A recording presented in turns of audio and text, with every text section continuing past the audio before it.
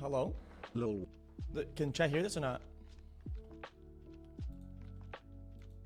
Yo. Chat, I have to do an audio check before this even starts. Oh no.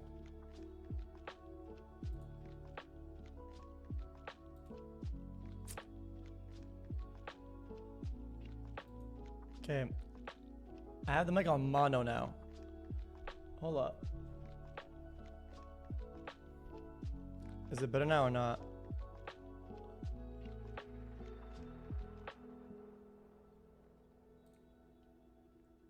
Yo. Is it all good? Am I in HD now? Oh, this is weird as fuck. Peepo glad.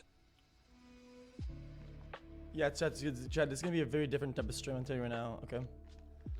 I'm just gonna chat with Dr. K for a little bit and then call it a day. I only turn stream on so that you guys could like, kind of like watch the POV and kind of like discuss on our end, or we can like moderate it and whatever. Is my voice bad right now? Chat, is the voice bad or not? Okay. Mic is low. I'll fix it in a second. Hold up. Sound settings. Sorry, chat, guys. I didn't do any audio checks. I just kind of went live. So.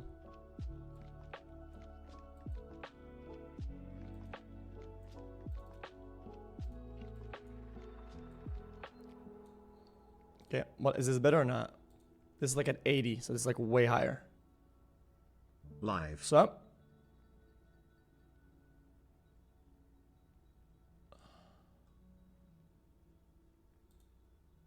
So FPS, yeah, I can turn down the FPS of the camera if you want. My sounds good? Is it good? Yo. We should then? Pogu live. Let me see if he's calling me already. He hasn't called me yet. Yeah, chat, guys, this is a fucking prison stream, deadass. I mean, chat, guys, I'm literally in the back rooms. Guys, I swear, okay, chat, this office is the actual back rooms. XQCL my juicer. Like, it's the same colors, it's empty rooms all the way through, and there's like 8 empty rooms. Oh, fuck, it's 30 months actual asylum. Juicer now? Oh, he's calling me. Okay, chat, guys, it's not your typical broadcast today, chat. I'm telling you guys right now, I will not interact with chat. I will, Welcome back, I man. might Hope just you had do fun like... and no regrets, lol. Yeah, hold up. Yeah, hold up. Pog pogu. I'm gonna turn the camera off and then I'll turn it back on, okay, chat? Just give me a second.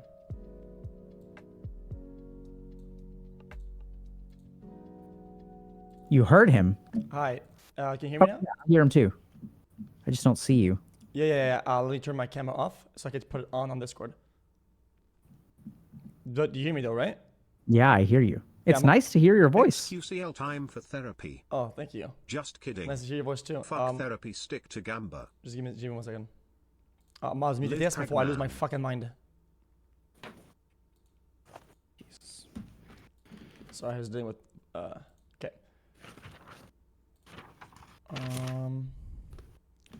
Oh wow, this is like Choose my small. old scenes.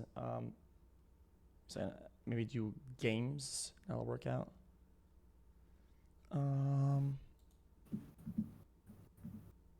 Oh my god, 9,000 ms transition? Is this a joke? Sorry, sorry, listen, Dr. K, I'm so sorry about that. Oh my god. I had a 9,000 ms transition time. Yeah. Okay. What does that mean? Oh yeah. So basically it means that like when I switch scenes, it takes 9 seconds to swap scenes. Like it took like an hour to get there. But it's okay. I'm all good now. We are all good, and I'm gonna go cam off so I could show you mine, and then we're all good to go. Sounds fair enough? Okay. Okay. Turn camera on. The moment. Hey, what's up, dude? Hi. How are you? I'm doing pretty good. What about you? Good. Been pretty busy, but Do I look red to you or not? Maybe a tiny bit, but there's the light is behind you, so I can't see the tone of your face very well. Okay. And that'll Your work fa- out. Okay. Okay. And people say you're loud, so I'm just gonna turn it down maybe a tiny bit, but I think it should be fine. Can you talk one more time? 1, 2, 3, 4, 5, 6, Okay. 7. And when I talk, yeah, I guess I'm quiet for them. Just give me a second. I'll just turn on some gain and I'll be ready to go. Sorry. I just increased you on my end. I'm at +8 now. Yeah, 1, 2, 3, 4, 5. What about you? Sounds good. Yeah. Okay. Yeah, I'm about the same level as you, I think. Yeah, we're all good now. I'm gonna close everything out now, and then we'll be. Okay. So what's going on? How you been? Oh, wait, hold on. I closed the monitor and it closed everything, so it's my fault. Yeah, I thought closing the monitor because I didn't want to see chat would like fix it, but it just kind of broke it. I guess I'll have to keep the monitor on. Sorry about that. Yeah, you're all good to go. Let's do before we start, and we're good. Whew, All right. It's hot in here. It's like sweaty. Oh yeah, you asked me how I've been. Yeah. Yeah, I've been pretty good actually. It's I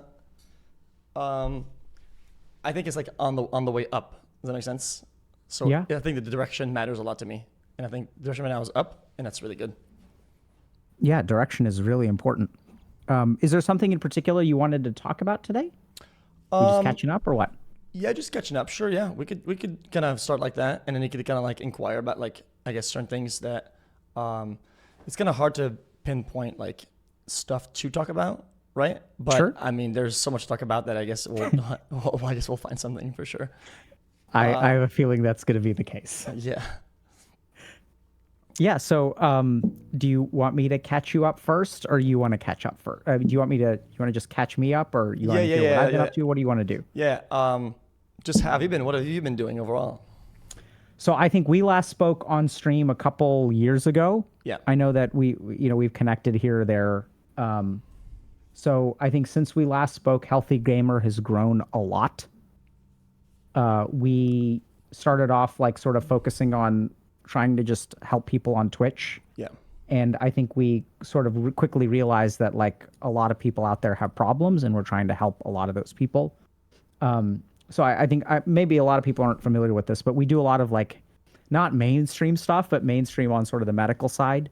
Yeah. So we do a lot of work with the American Psychiatric Association, did some stuff with the Office of the U.S. Surgeon General, have done some stuff with the United Nations. So we kind of do all that stuff. Yeah. And then we also basically built up first couple, maybe year and a half, 2 years I was streaming, people asked like thousands and thousands of questions. So for the last like year or two, I realized that like I need to answer all those questions. So we started doing more lectures and really explaining mental health topics to people. And that seems to be going really well. I think we also sort of found that when we were really blowing up on Twitch, that we were attracting the wrong kind of people Yeah. in some ways. I can see that. And then we sort of had like an internal like existential crisis about like, who do we want to be? Do we want to be big and chase drama? Or are we okay with our numbers shrinking and staying true to like trying to help people? And we ultimately chose the latter.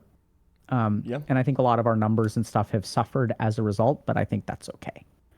Yeah, because then that's not- yeah, for sure. Because then if the impact that you want to have, it's I guess a little bit more targeted, right? So you're Right. achieving your goal. But yeah, I think the whole like drama audience or like more I guess controversial type thing, I guess it would make it harder to navigate with the chat and with the interaction, right? Because then it's cluttered with a lot of people that aren't there for the right reasons. I would assume, and then it makes it like a non-discussion in chat. That's what I would be afraid of anyway.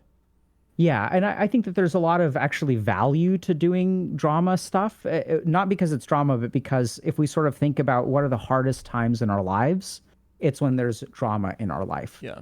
And so helping someone navigate through drama, I think, is actually like a really, really important thing to teach other people. So there's parts of it that we're like totally fine with, but it was getting to it started feeling a little bit ambulance chaser-ish. I don't know. And I don't know that topic. there's a saying in English that is about like lawyers who chase ambulances. So if you think about like, okay, if there's some kind of accident or injury, where are you going to find your best clients? By chasing an ambulance. Okay. But then what you're also doing is like chasing an ambulance, Yeah. trying to find a client when someone's been hurt. So, we're back and forth. We're learning a lot, growing Yeah. a lot, Yeah. but overall, I'll things are good. Yeah, so I didn't want to interrupt you. I'll watch some clips of you, and a lot of times you talk about certain topics. Even like the simplest phrase you say sometimes will be really enlightening, and I'll take it home. Sometimes something as simple as last time when you talked about like I think it was addiction, and you said that it's like you talk about like the solution and the problem, and then you do something, and it was just really impactful. I don't. It was impactful. I just don't remember the exact quote. I'm trying to paraphrase fine. it. I didn't want to butcher it and like just kind of send it, but yeah. Yeah, I mean, I usually don't know. I can't recall what I've said most of the time. People will walk up to me and will say, "Yeah, I really like that video about that," and I'll be like, "What? I don't remember." Oh yeah, it's like the things you do, like, and then that you're addicted to, and you see those things as like a solution, like when you're gaming to escape or whatever, right? And that resonated a lot with me. Sometimes you say like really short phrases that impact a lot, and sometimes you'll hear somebody ramble like me for like an hour, and then you got nothing to take home. Yeah, so that probably means that we've got our shorts editors are doing a good job. Yeah. Props go to them, Yeah. not my rambling. Yeah, so how have you been over the last couple of years? It's been good. I think a lot of things have been rocky. I mean, everybody knows it's not like I rarely get like overwhelmed by a lot of things. I didn't want this to be just like a full on negative like just outpouring of just trauma dumping, if that makes sense. But more kind of like guidance on I guess dealing with certain things and kind of. Sure. Yeah, just kind of a lot of it is like processing. I think I process things super well and very fast in certain areas and very slowly in other ones, and that becomes kind of I get new roadblocks all the time. I think overall, the only problem the reason why is getting a problem is that I feel like the clutter that isn't part of my dailies is just streaming and doing stuff creatively, right? And a lot of the problems in the past have never been really a stop to that. And it just feels like recently, I'm just less creative. I'm just kind of like trying to stay above water, trying to like stay alive and just kind of breathing above water. Does that make sense? And I feel like it's not me. It's not who I am, And it kind of sucks to like see myself that way, and just kind of almost like look at myself in the mirror and being like, this is not who I am. It's not what I do, whatever. And I don't know why it's still happening like that, It annoys me a lot because it's never been like that. And I don't want to become something I don't want to become. Like, does that make sense? Yeah. Yeah. So can I just share what I heard you say? Yeah. So I think, Felix, for a long time, it's been beautiful to see you thrive. Yeah. In this world of streaming where I think you're a misfit in many other parts of the universe. Yeah, sometimes. But I think you're at home in a lot of ways. I think you've got a lot of really good creative energy. I think the way that you think, I think the way that you really speak your mind. I mean, I know you're really good at Overwatch and stuff and games, but I really like your commentary sometimes. Oh, thank and you. what I'm hearing is that you're not so much thriving so much as you are surviving. Yeah. And it can be hard to live a life where you're just like surviving. Yeah. And it almost feels to me like you've lost a piece of yourself. And Yeah. I hope this isn't judgmental, but frankly, dude, like I agree. Like when I saw you 2 or 3 days ago in person, and like I was worried about you. Yeah, I was worried about me. And I hadn't felt that. I run into a lot of people at events and stuff, but like I was just really like, and so I'd love to. We can absolutely learn about why creativity is hard, especially for streamers, mental clutter, because you need a certain amount of like mental space to be creative. Yeah. Or the other option is that if your creativity involves direct channeling of your internal negative experience, that works too. Yeah. So I think that's always been my main channel, if not my only. I think I'm only creative when it's like kind of like almost like a breakthrough, if that makes sense. If it's like it's like a energy transfer, right? We're transferring like anger or whatever into whatever you're doing, and then sometimes you feel like you're like back against a wall, right? And instead of like fighting back what's in front, I'll just break whatever's. I'll break the wall behind me, and then it will have like breakthroughs like creatively or whatever.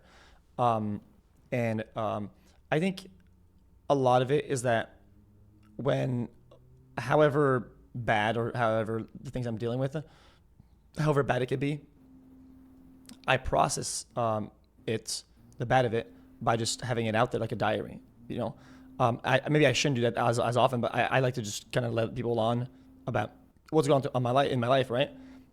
In a way, it feels like I'm letting go of it. If that makes sense. Yeah. In recent times, I haven't been able to do that because of You various haven't reasons. been able to? No, I haven't because of Okay. various reasons and proceedings and whatever. And it feels Because like I'm sorry, what? oh, just limitations and court proceedings or whatever. I just can't. Okay. A lot Okay. of things I hold back. Okay. And it makes like a block, right? As I'm trying to be like creative and just kind of let it out and kind of have breakthroughs. And sometimes I feel like I can't, like that energy doesn't come out as naturally as it used to. Okay. Just because it's hard. I like I said, the way I process my problems by people knowing stuff.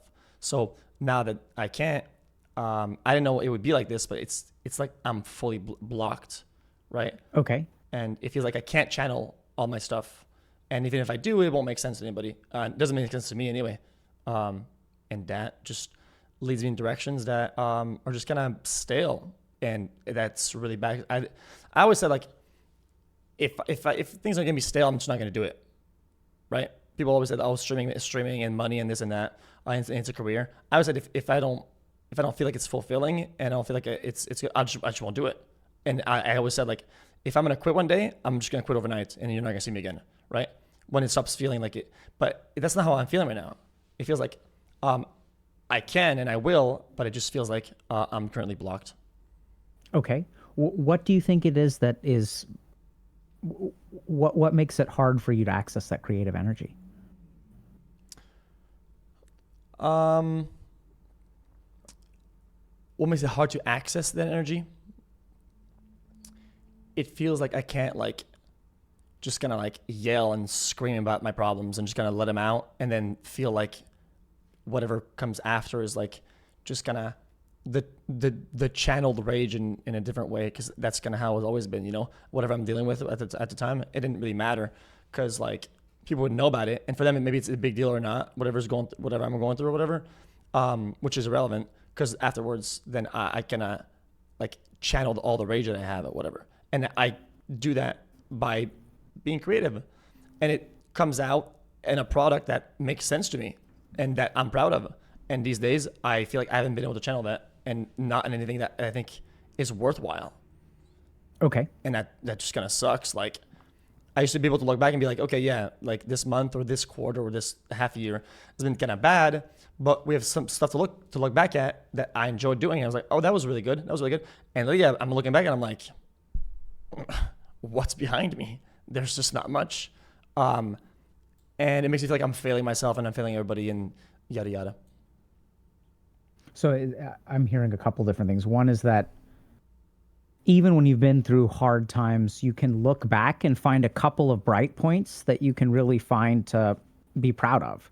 Yeah. So even, So you know, times where I guess the rage was channeled properly, and it was like, you know, and I always tell this chat, basically the way I'll do things creatively is that it's kind of like an impossible to fail system, where like when things get bad, right, I'll fight it as much as I can, and it'll get bad and worse and worse and worse, but it can't get that bad, because once it hits rock bottom, right, that's when I have a breakthrough all the time, right? It's at that point I feel like I'm like, okay, this is all so bad. Let's just go crazy and then do something, right?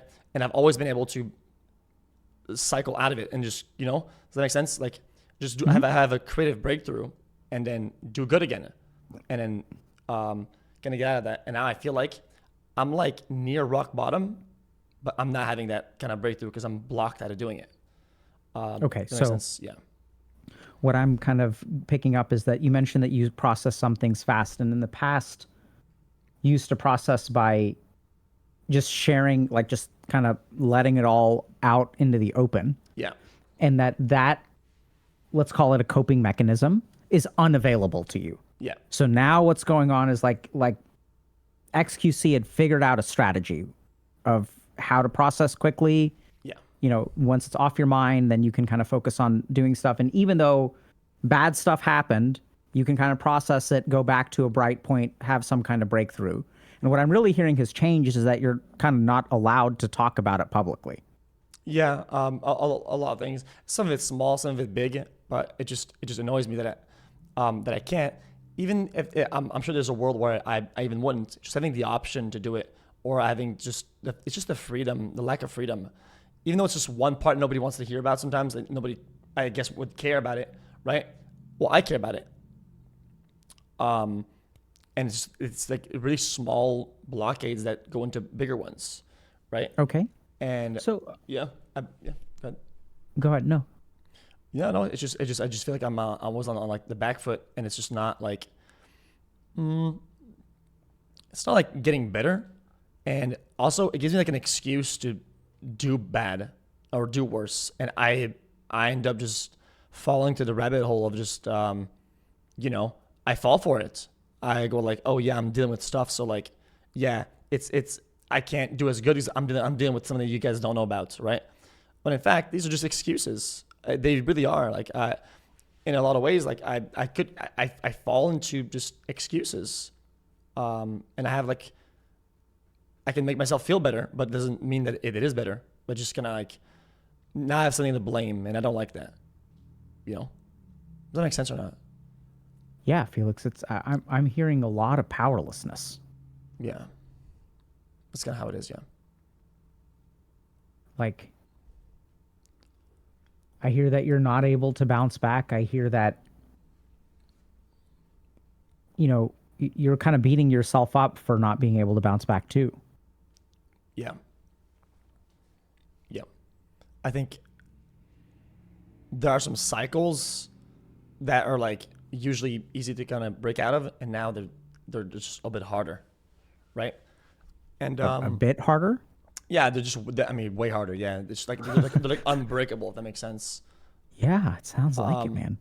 I think a problem is that it was just too much at once. Because out of anybody out there, I think I've dealt with things pretty decently well over the years. Like when things get hard, or when I had problems, especially like Overwatch League days or whatever. Like I was back against a wall. I was like, it was me on my own, whatever, and I still did pretty good. And I'm proud of all these things, right? And I can manage like to be thrown like a bunch of stuff at the same time, right? Like 5, 6, but now it's been like 25, and it's like, when you drink alcohol, people say like the body will process like one drink an hour or something like that, right? Or like get it out. It feels like the tank is like so full, right? That it's like going down slowly, and it keeps more added on, and it's like, dude, like we'll never get to the bottom of this. Does that make sense? Yeah. It was just too much at once. It's like my whole world was changing in too many ways for me to process any of it.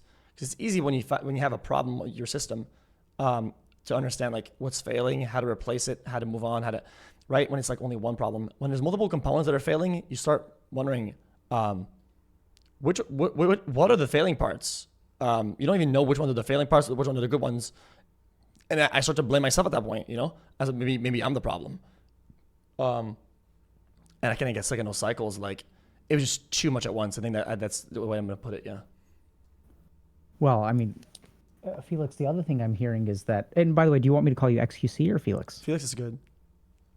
I'm also hearing that maybe for the first time in your life, you can't count on yourself. Yeah, that sucks. Yeah, that's a good way to put it. I think I've said that in the past, like, in last like months or weeks. I've said that. Yeah, I've said that. Yeah, I admitted that for the first time. I think to my stream last time. I think I said that I always put all of the chips in my favor or on my side because when nobody's there, because oftentimes for most people, nobody will be there for them, not family, friends, whatever.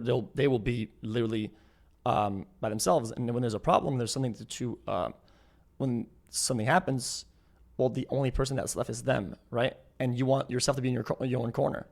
And I've admitted that, like, at times, not only was I not in my corner, I was against myself, right? And then, like, normally I have like self-destructive tendencies that help, right? They're kind of helpful because something good comes out of it, right? Like a breakthrough.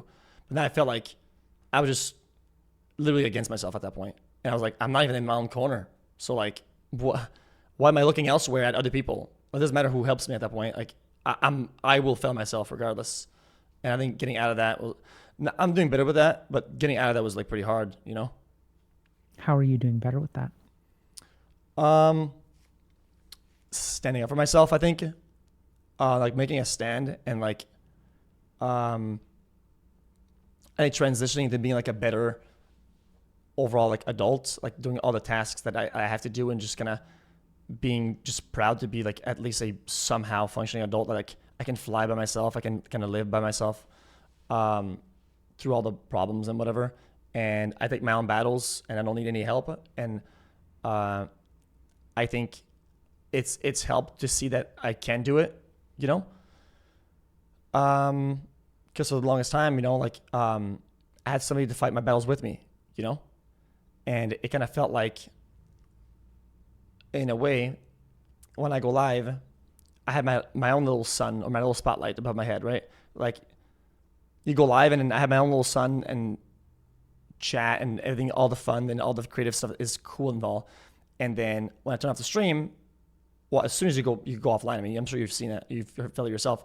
Like the spotlight is it's completely out instantly, right? Which is fine if you have somebody or some people around that can kind of like carry that sunlight for you until you go to bed or whatever. But recently it's been like spotlight goes off and it's just darkness, you know? And it's just nothing. And I think at first it was like, well, let's try. And I look at all the things to blame and everybody or whatever, and I realized that it was just me. I feel like I have to be a little bit like stronger and take accountability for the things that the problems and the things that I've done, and just kind of like just kind of level out with myself. I think I've never really had a talk with myself for a while. I have to level out again. Does that make sense? Mm-hmm. And I think that's been helping. Yeah. Can I think for a second? Yeah, of course. So what would you like guidance on, Felix? Good question.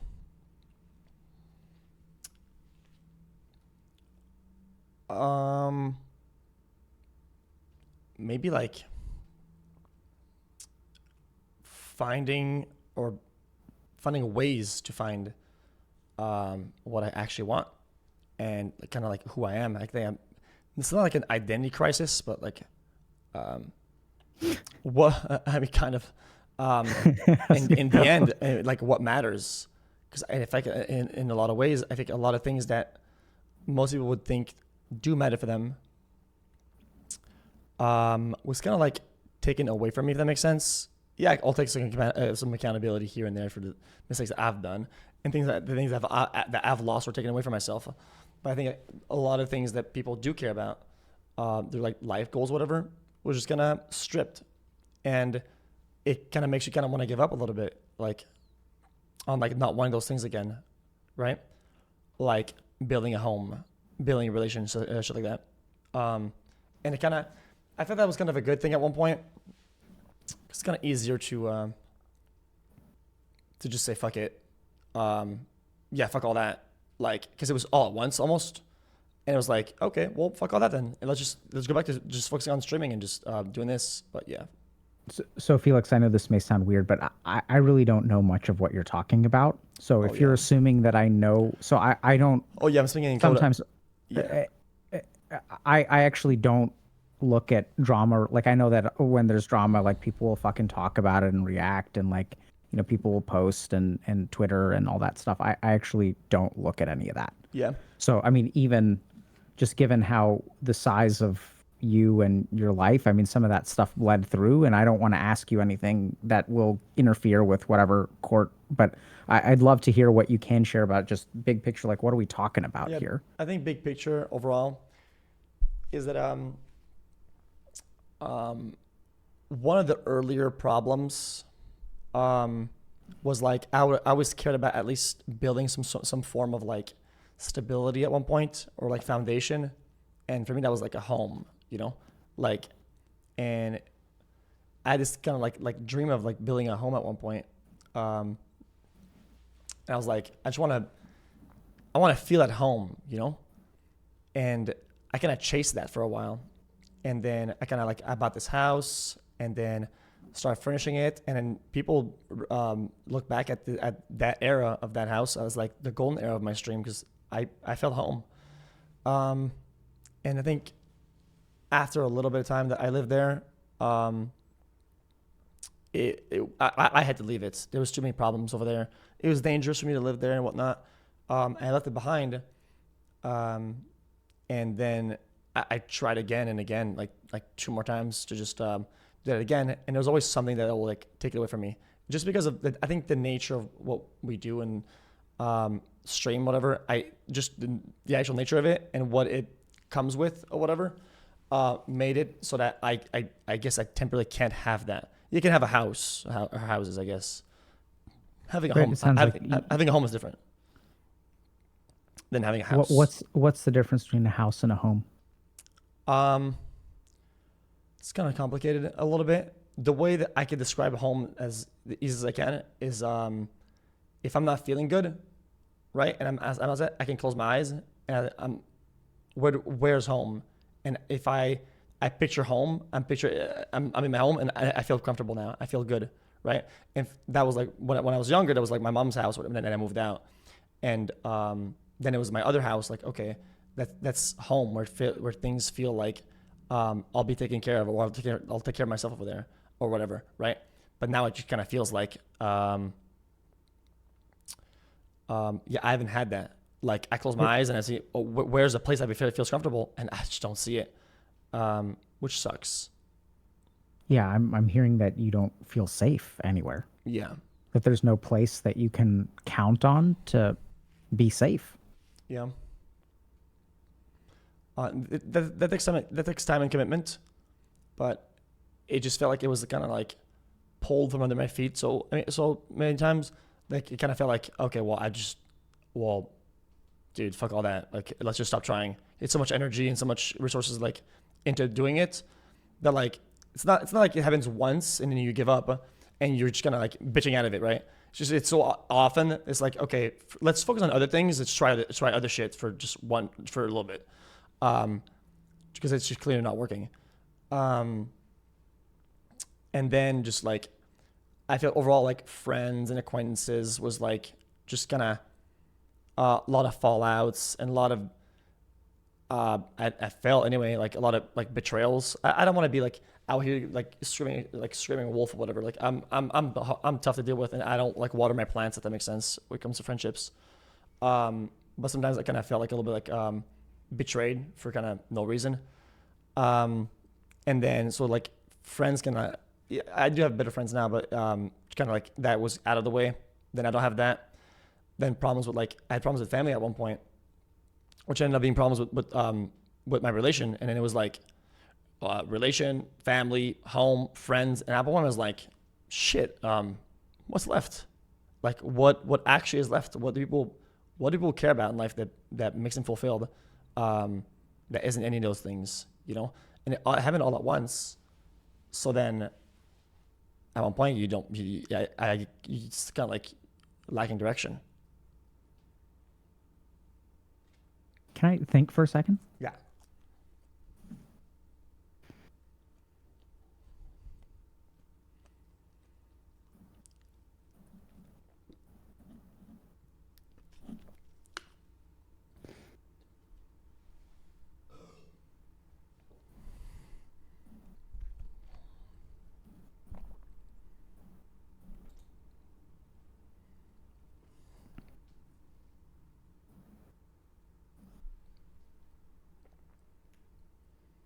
Okay. So here's kind of what I'm putting together. So you're XQC. You're a pretty resilient guy. You're a streamer. You work really hard. You're not the best. You may not be the best friend. You may not be the easiest person to get along with. You make mistakes, but you tend to bounce back. I think your heart is in the right place. You try to learn from your mistakes. You grow. You're pretty resilient. And that really, like, at one point, a lot of pillars that support you, a lot of pillars that allow you to process fast and bounce back and take that negativity and turn it into creativity started to fall away. So the simplest thing is that, like, I can't imagine from a physiologic perspective what this is like, but to like be deprived of your home again and again and again, which is something that I don't think a lot of people like really appreciate. And it's not good to compare, but I think that sometimes, like, you know, we hear about people who lose their homes. Yeah. And then everyone's like, wow, that must be terrible. And how do you deal with that and stuff like that? What I'm hearing from you is maybe not in the same way, but that you've really lost the safety of your home time and time and time again. And here you are, like, trying to build a life. And then, like, you kind of get punished for wanting, right? So you try to build something and then, like, it kind of gets taken away. And then you're like, well, as you put it, you don't want to be a bitch about it, right?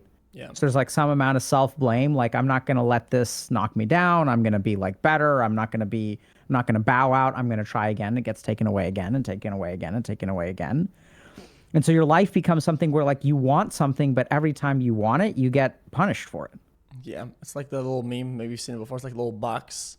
It's like this little blob in the box. It's like, Oh, yeah. it's like, oh, I'll get out of it. And bang, it gets punched. Yeah. In, right? And he goes, okay, well, fuck it then. I'll go back in. Yeah, right. So and then now you're kind of stuck between, like, saying, okay, well, fuck it. Like, I'm done wanting. Yeah. And then it's like, okay, well, like, now, you know, I know there's like some amount of metrics and growth and money and other kinds of, like, things that you can move towards. But generally speaking, I think I mean, some people really chase money or whatever, but generally speaking, I think most people like money as a means to an end, or success as a means to an end. Sometimes success, what it provides is a sense of confidence, identity, stuff like that. But I'm really hearing that, like, several things happened at once, like family stuff, like relation stuff, like maybe work related stuff, like home stuff, and everything kind of got taken away from you. Yeah. A lot of crossfire. And then, huh? A lot of crossfire as well. Sometimes it's kind of like one piece interacts with the other, and then I lose both or whatever. And it's like, okay, well, that's cool now. There's problems, but, like, now I lose all of it. So, like, it kind of sucks. And also, you said earlier, like, you have these pillars that are kind of like falling apart or under your feet or whatever, and that I would be okay with that. But it wasn't even that. Is that the pillars that I was standing on reverted and start, like, fucking spearing me? Does that make sense? Like, if there was only neutral and I lost them, it'd be fine. But if they turn against me, I think it's a little bit of a deeper experience.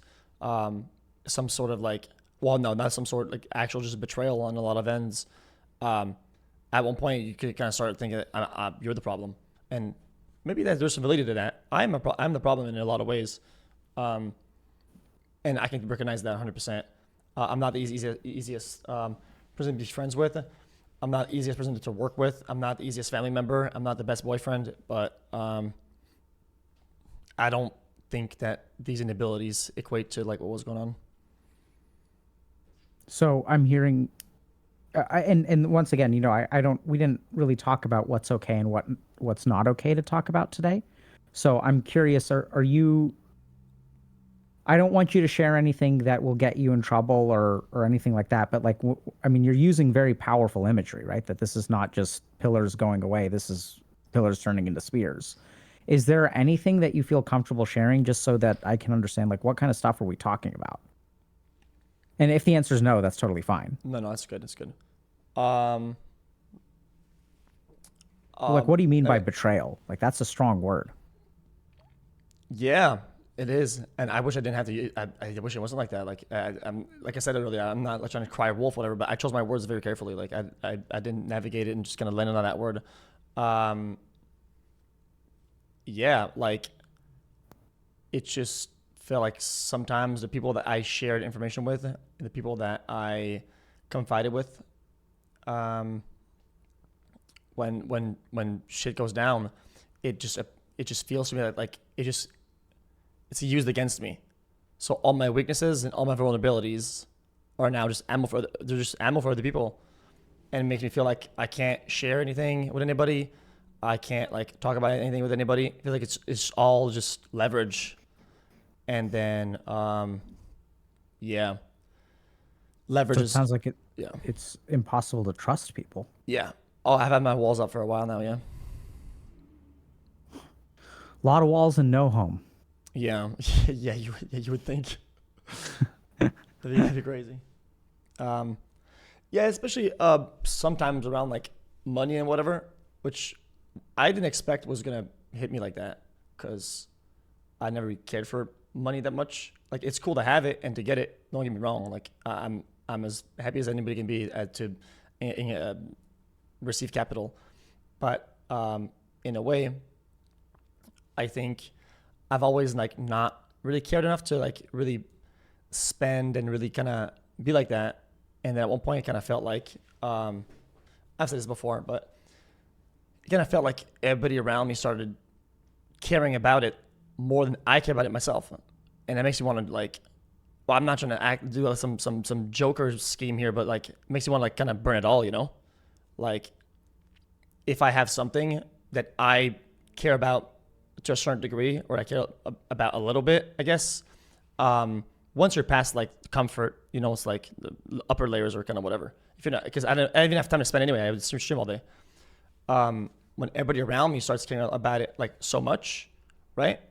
Then it annoys me, because then there's me right here, everybody's next to me, and then everybody's looking past me to whatever I have. And it's like, okay, well, how do I get the focus back on me? That I'll just burn it then. Like that's kind of like logical conclusion almost, right?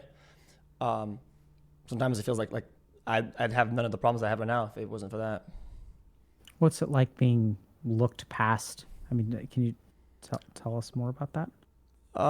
Like this kind of idea of like I It's just really want to burn bad. it. Like I think it's really bad. Yeah, it's really. I think it's very destructive. It's nothing that I think. I think people will have. I generally feel like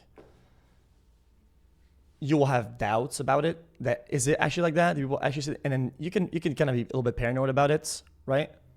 And kind of have ideas that okay, these people are after money or whatever.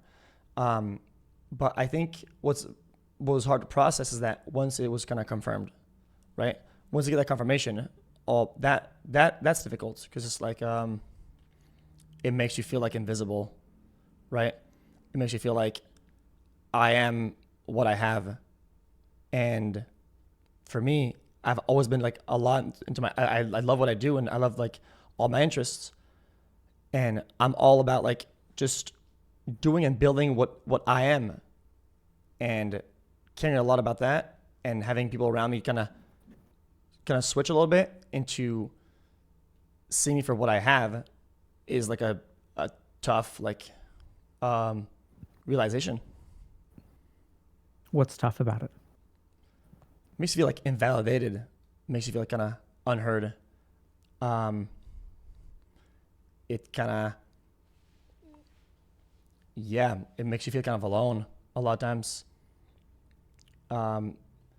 Especially as someone who wasn't really about it for like forever.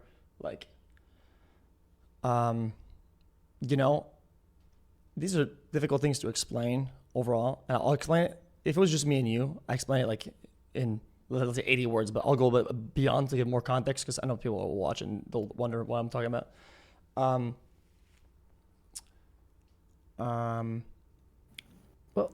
Go ahead. yeah, let me just so I get that you're speaking vaguely, and that's Well, Anyway. am I speaking in code? I think you're so it helps me a lot to understand like a detailed scenario, and at the same time I'm like noticing that you're being very, very careful, so I don't quite know what you're talking about, which is okay. You don't need to share it.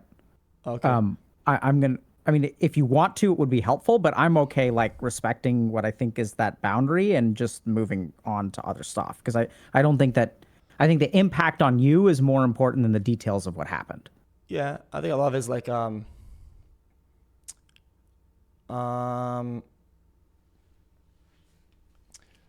I've said it in the past, and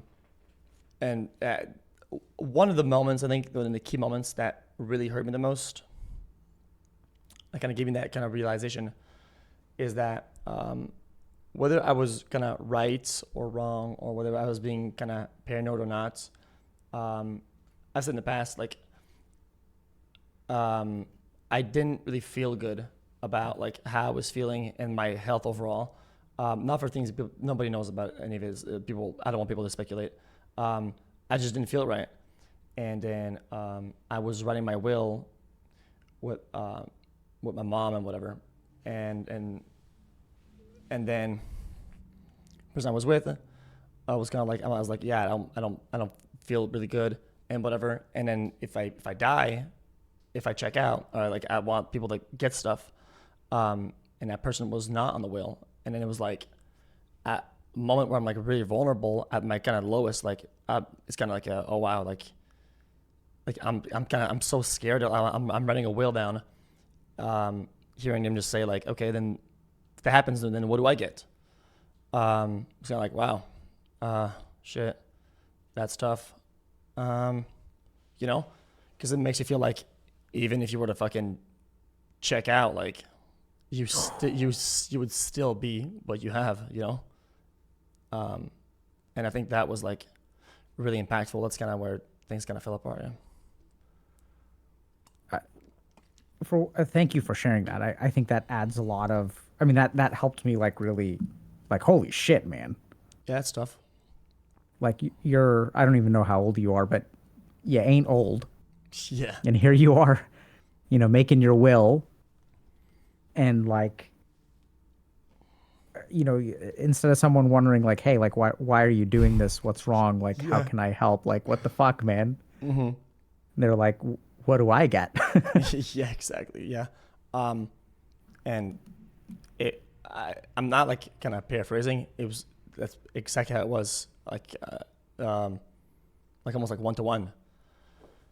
And after that, it kind of, I don't know, things kind of start changing a little bit. And then, yeah, and then it was like more recurring all the time, a bunch of times. And it just, and then it's like I don't know what it's called, the psychological thing where like once you see it once, it exists, and you see it more often. Confirmation bias. Yeah. Then it's like, then I kind of see it more often in the patterns a little bit. Not that I was paranoid. I'm not like going full schizo about it, but definitely. Well, I mean, I think it's reasonable. So Yeah. I see this a lot with people who are young and successful, and I worked with someone who started a company very young and then like sold it at the age of like 26 or something like that, and Yeah. then they were, people started treating them differently. Yeah. And you mentioned in sometimes that you do contribute to the problems. In what way do you think you contribute to some of the problems that you have? 'Cause I would like let these people like get away with it, if that makes sense. Like I kind of like I didn't want to believe that was the world that I was gonna be living in, and then I kind of let it happen, and kind of let the waves wash over me, if that makes sense. I was just kind of like, there's no way it's kind of like that, and I was kind of in complete denial for the longest time. It took me a while to really get that. Even sometimes you can have it as boldly as it can be in front of you, right? And as easy and right there, you still won't really believe it or something, So Yeah. if I were to ask, let's say some of your friends who betrayed you or whatever, do you have a sense of what they would say about how you contribute to problems in relationships? I doubt Yeah. they would say you were in denial for having too much faith in them. No, yeah, no. I think, even though I care a lot, I hyper focus on things, and a lot of times I neglect people. I don't give them the time of day. I don't give them time and acknowledgement. And like I said earlier, I don't water my plants. And that was a big problem with my relationships as well. Romantically, is that I was a bad boyfriend. I was cold and withdrawn and rarely there. And when I'm there, I'm just kind of like, my head is like cooked almost, you know? So I'm like kind of just being there, especially with friends or whatever. And that contributes to problems 100%, because then make people have ideas about what you think or feel about them. And they probably think that you're like almost against them or something like that, right? So in a way, I was always kind of passively not doing good to anybody. And I would expect the same type of thing in return, right? Except instead, when it was more like betrayal, then it feels like it's more willingful hostility. It's more deliberate than just being passively not responding to somebody or ghosting them or whatever, right? I think it's a different level of intensity that kind of raises the bar. And I get it. Some people will snap if they're like starved, but I didn't know it'd get that bad. And I blame myself for a little bit of it. Not all of it. I'm not going to like full fold on it, but Yeah. So that's useful to know. So I'm kind of hearing that, and it's interesting. You use this word cooked. I think it's a great. Oftentimes when I'm done streaming, like I just don't have anything left in the tank, and I have to like go and recuperate. Yeah. You know, Yeah. and so I'm kind of around, and even to a certain degree, like almost like leeching off of the people around me. Yeah. You know, and I just don't have anything left, like to give and participate. But I don't want to be by myself, and I'm getting something from that. So it can feel very one-sided. Yeah. So let me try to stitch some stuff together. Oh, actually, one last question. Yeah. Maybe not last, but so Felix, a lot of stuff that we're talking about, I'm curious, like, what are you feeling emotionally as we talk about this stuff? Because like a lot of it's like pretty heavy, man. Well, I don't know. I don't.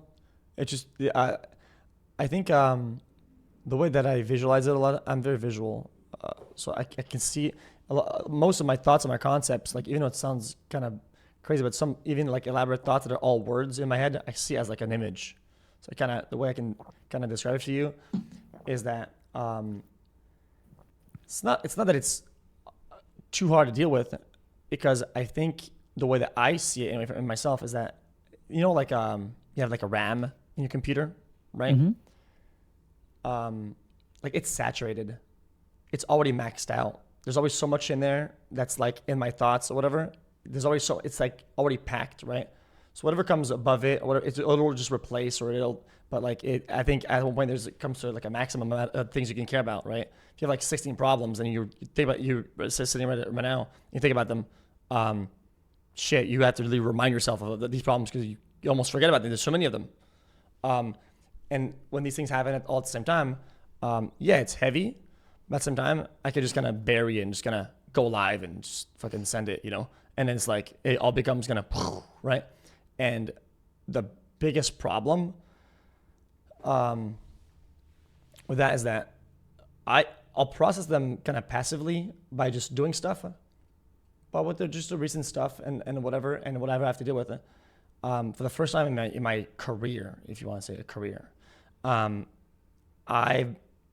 have my phone upside up, like whatever, with the, like, there are some things I have to kind of be receptive of, and if I get communicated stuff, I need to like answer like kind of like now, right? So I can't like escape it entirely. I can never like just say, okay, I'm closing Discord, I'm closing Twitter, I'm closing my text messages, and put it on snooze, and I'm gonna go live for like the whole day. I have to like constantly just kind of check up on it, and that's been like the big roadblock, is like just feeling like something is gonna happen, somebody's gonna say something, somebody's gonna do whatever, and just kind of being in that cycle of like reminder that the problems are there. I can't even escape them. Okay. So one more question. So you mentioned that sometimes you kind of air this stuff out on stream and stuff, and it helps you process. Have you tried airing it out privately? Yeah, a lot of people know about a lot of stuff I go through. Yeah, and Does it doesn't help. It doesn't. It just doesn't, like, just flat out. It doesn't, and sometimes even the solution don't give me any peace. Like, sometimes the resolutions of these things, like, it's almost like you're kind of chasing it down. It's like you finally get it. It's like, okay, well, that doesn't feel any better. Okay. Right. So I'm hearing that that's not helpful. Have you tried with a professional? No. Okay. So Felix, here's what I'm kind of. Do you want me to ask you more questions? Are you enjoying talking about this, or do you want answers? Oh yeah, for sure, 100%. Yeah, no, you're all good. Yeah. No, but what do you want? I like questions. I think talking about it now, I kind of reprocess it, because that makes sense. I can't just hear myself talk, right? These are some things that I haven't thought about in a while or something. It's kind of helpful to just hear myself talk about it. Yeah. Questions. You can have answers if you have one, like, on the fly, but yeah, we can just kind of go. Yeah, just keep asking questions. We'll see what happens. So is it helpful to you that I'm asking questions? Yeah, I think Okay. you're getting a better grasp of what's up, and I think you're smart enough to interrupt me and kind of have, like, a solution when you find one, or, like, something to talk about whenever. I think you pick up on those things, and I kind of trust the process. So Yeah. So I think I'm at kind of like a pausing point in the process, and I'm going to give you a couple of options. yeah, So the first is that, like, speaking in the vague ways that you are, and I'm not saying that as a criticism. I know that you've got good reasons for it. yeah, So if let's like understand something about processing. So saying the words that need to be said is, like, really important. So whether that's going to the grave of one of your parents who is sexually abusive and, like, yelling at them and telling them that they're fuckers and you hate them, that's different from vaguely telling someone that, like, my parents did some bad stuff and I'm mad at them. Like you have to speak your truth. yeah, So this is where, like, I can continue asking questions, and I think I'm going to get vague answers, but I felt more goodness hearing about this story about your will than, like, anything else that you've said. Yeah. And by goodness, I don't mean that it was good. I mean that feels to me like progress in some way. yeah, So that's the second thing, is that I think I've got, like, two types of solutions that we can talk through. One is like, okay, like, how can you as a streamer understand physiologically, neuroscientifically, psychologically, like, what's going on? Sort of like this business about always being plugged in, and, like, there's, like, some stuff around that about really understanding what your life is doing to your person. yeah, Stress, like, you're getting run ragged, like, you're cooked, like, you're baked, you're finished, like, Yeah, getting yeah. overcooked, yeah, right? And Yeah, and yeah. there's stuff where you can say, well, I have to respond to stuff today, and like, begging your pardon, Felix, no, you don't. But I totally understand, having worked with, like, hundreds of content creators at this point, that everyone feels like they do. And maybe I'm wrong, but, like, I've worked with some pretty big people, and I know the feeling. yeah. But there's some amount of, like, wrestling with yourself. And the second thing, and this is kind of where my heart is like this big question of, like, what do you want, and who are you, and how do you live life? Like, what do you look for when the things that, when your supports start falling apart or betraying you or whatever, like, how do you, as, like, a human being in this world, figure out what your compass is? Because what I'm hearing is that there's confusion. There's walls that you've built up to protect yourself that make you isolated. There's one person that you've always been able to count on, which has, to a certain degree, abandoned you, which is you. And then, like, where do you go from here? Right? And, like, those are questions where I've helped some people, and I think this is like the conversation I'm having with you, I don't think is just about you, and it's not about the other people that I've helped. This is a core problem. A lot of people in life counted on other people, got burned by it. And even in the past, when you get burned by people that you count on, you can count on yourself. Yeah. But at some point, even this cracks. And then we don't know what the fuck to count on. We don't even know what we're supposed to be doing. Here you are making all this money. And what happens? The more money you make, the more invisible you become. Yeah.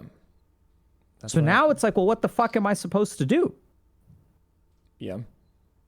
You know, and I'm hearing that you're okay, like quitting streaming once you feel fulfilled and you're kind of done with it. And you're like, okay, this is no longer fun for me. You're not really in it for the money or the fame or the power or whatever. Right? Maybe some part of you is, Yeah. but I'm not hearing that, like, you know, you're quitting because you're fulfilled. What I'm hearing is that you're struggling to put your life back together, and it's like slipping away from you more and more and more. Yeah. Well, I don't mind kind of like, in a way, like everybody knows about me. Like I'm not gonna hide it. I thrive in like chaos and kind of destruction and all these bad things because at one point it becomes like an outlet, right? When I do anyway, right? And I think that's a very important process. And I just feel like I cannot do that right now, and that's the problem. Is that the destruction and all the thing is that's all like it's been always part of my formula. Does that make sense? Yeah, I do like self-destruction and like self-sabotage or whatever in certain ways. And most people think of these things as like really bad and kind of worrisome. They're like strong words. But at the same time, they're part of my process. They're part of my formula and it works for me. And I like it. And yeah, I'll always say, oh yeah, there was drama. But if I didn't like it, I wouldn't be in it. A lot of times, like I stay close to the fire, right? I just this time it just felt like I kind of fell in the fire, right? I was kind of going like this for like years, and then I just kind of fell right in the fire, and it's like fuck. I like the destruction. I don't like the absolute like annihilation. You know, it's like it's like a tier above it, and I didn't think it would go like that. I didn't think so. So okay. So tell me this. So okay, with questions, or you want answers, or what do you want? Well, questions is good. Yeah, we could start with that. So, how do you thrive in chaos, Felix?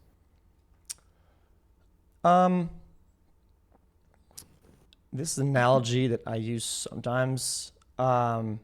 It's the scratched phone analogy. You get a new phone, right? And you're really careful not to scratch it, right? Oh my God, I can't scratch it.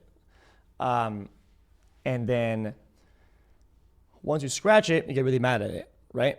So you could apply this analogy to anything, like your room or your head or whatever. And then once I get one scratch on it, then it's all out. I don't care anymore. And then it's like I'll get 1,000 scratches on it, right? Because it's damaged. And I cannot be, I'm not a very good adult enough to maintain intact or like overall intact things, right?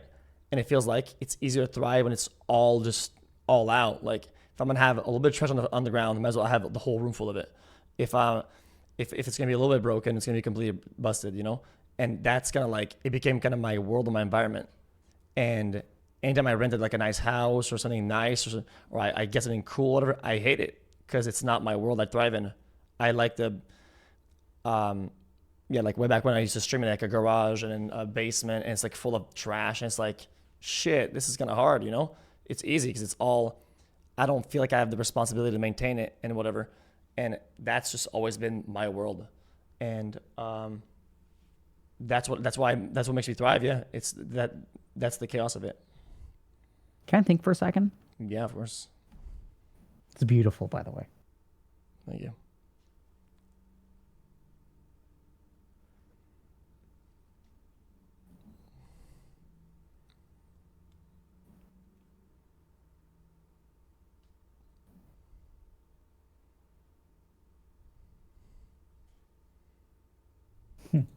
So, if I'm understanding you, Felix, Yeah.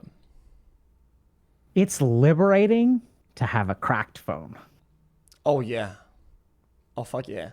Because then it's like it falls into the water, jumping on the ground. Hey, it's cracked. Who the fuck cares? Yeah, and it's right. like, It was scuffed anyway. and if I'm mad at it, if I have something's going on, I could chuck it, and I'll be You like, can chuck it. It's scuffed. and I'll be like, dude, that's kind of how it feels, you know.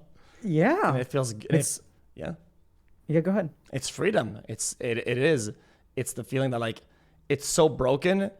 It might get a little bit more broken, but it's not the difference between it being intact and a little bit scratched. It's like it's a level of like of bad that is controlled. It'll get bad to a little bit worse, and that's like so. Yeah, it is liberating. It makes you feel like I could do whatever. Yeah. Felix, are you perfectionistic? That's tough. That term is, I would struggle with it because I want it to be perfect in my way, not perfect. So what I think something to be, it has to be done my way, and that's been a blockade in a lot of projects I've been doing with other people. Is that if I can't execute it my way, I will never be able to do it for you or for anybody else. Like it's gonna be really bad.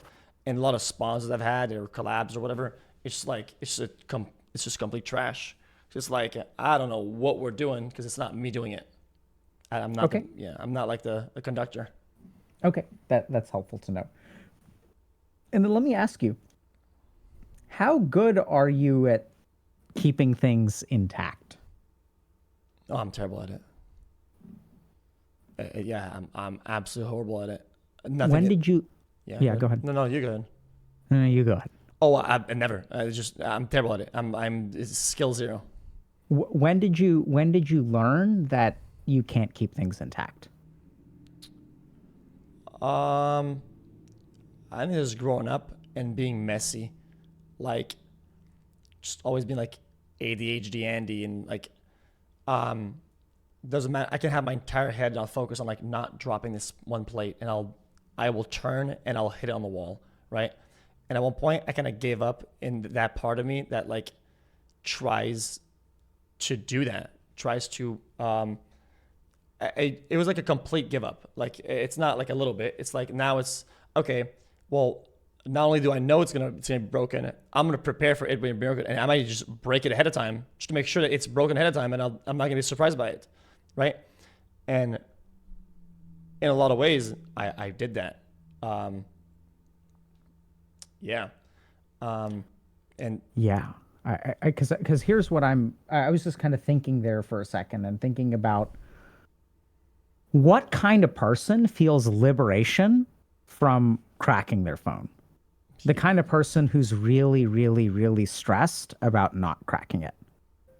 What kind of person gets really, really, really stressed for cracking their phone? The person who tries really, really hard to not crack their phone and fucking cracks it anyway. okay, yeah. Right? So what I'm hearing is that like success or perfection is something you've strived for and failed.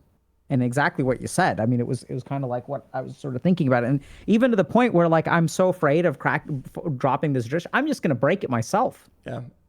With people too, sometimes you meet somebody that you like or care about, and it feels like I'm going to fuck up at one point or very soon, and it makes me want to kind of give up on them already so that they're not disappointed down the line, or I'm not caught by surprise and I just throw them away. Right? How does it feel to say that? Feels okay. I've been saying it to myself for like years. I think it's something I do all the time. Like throw people away.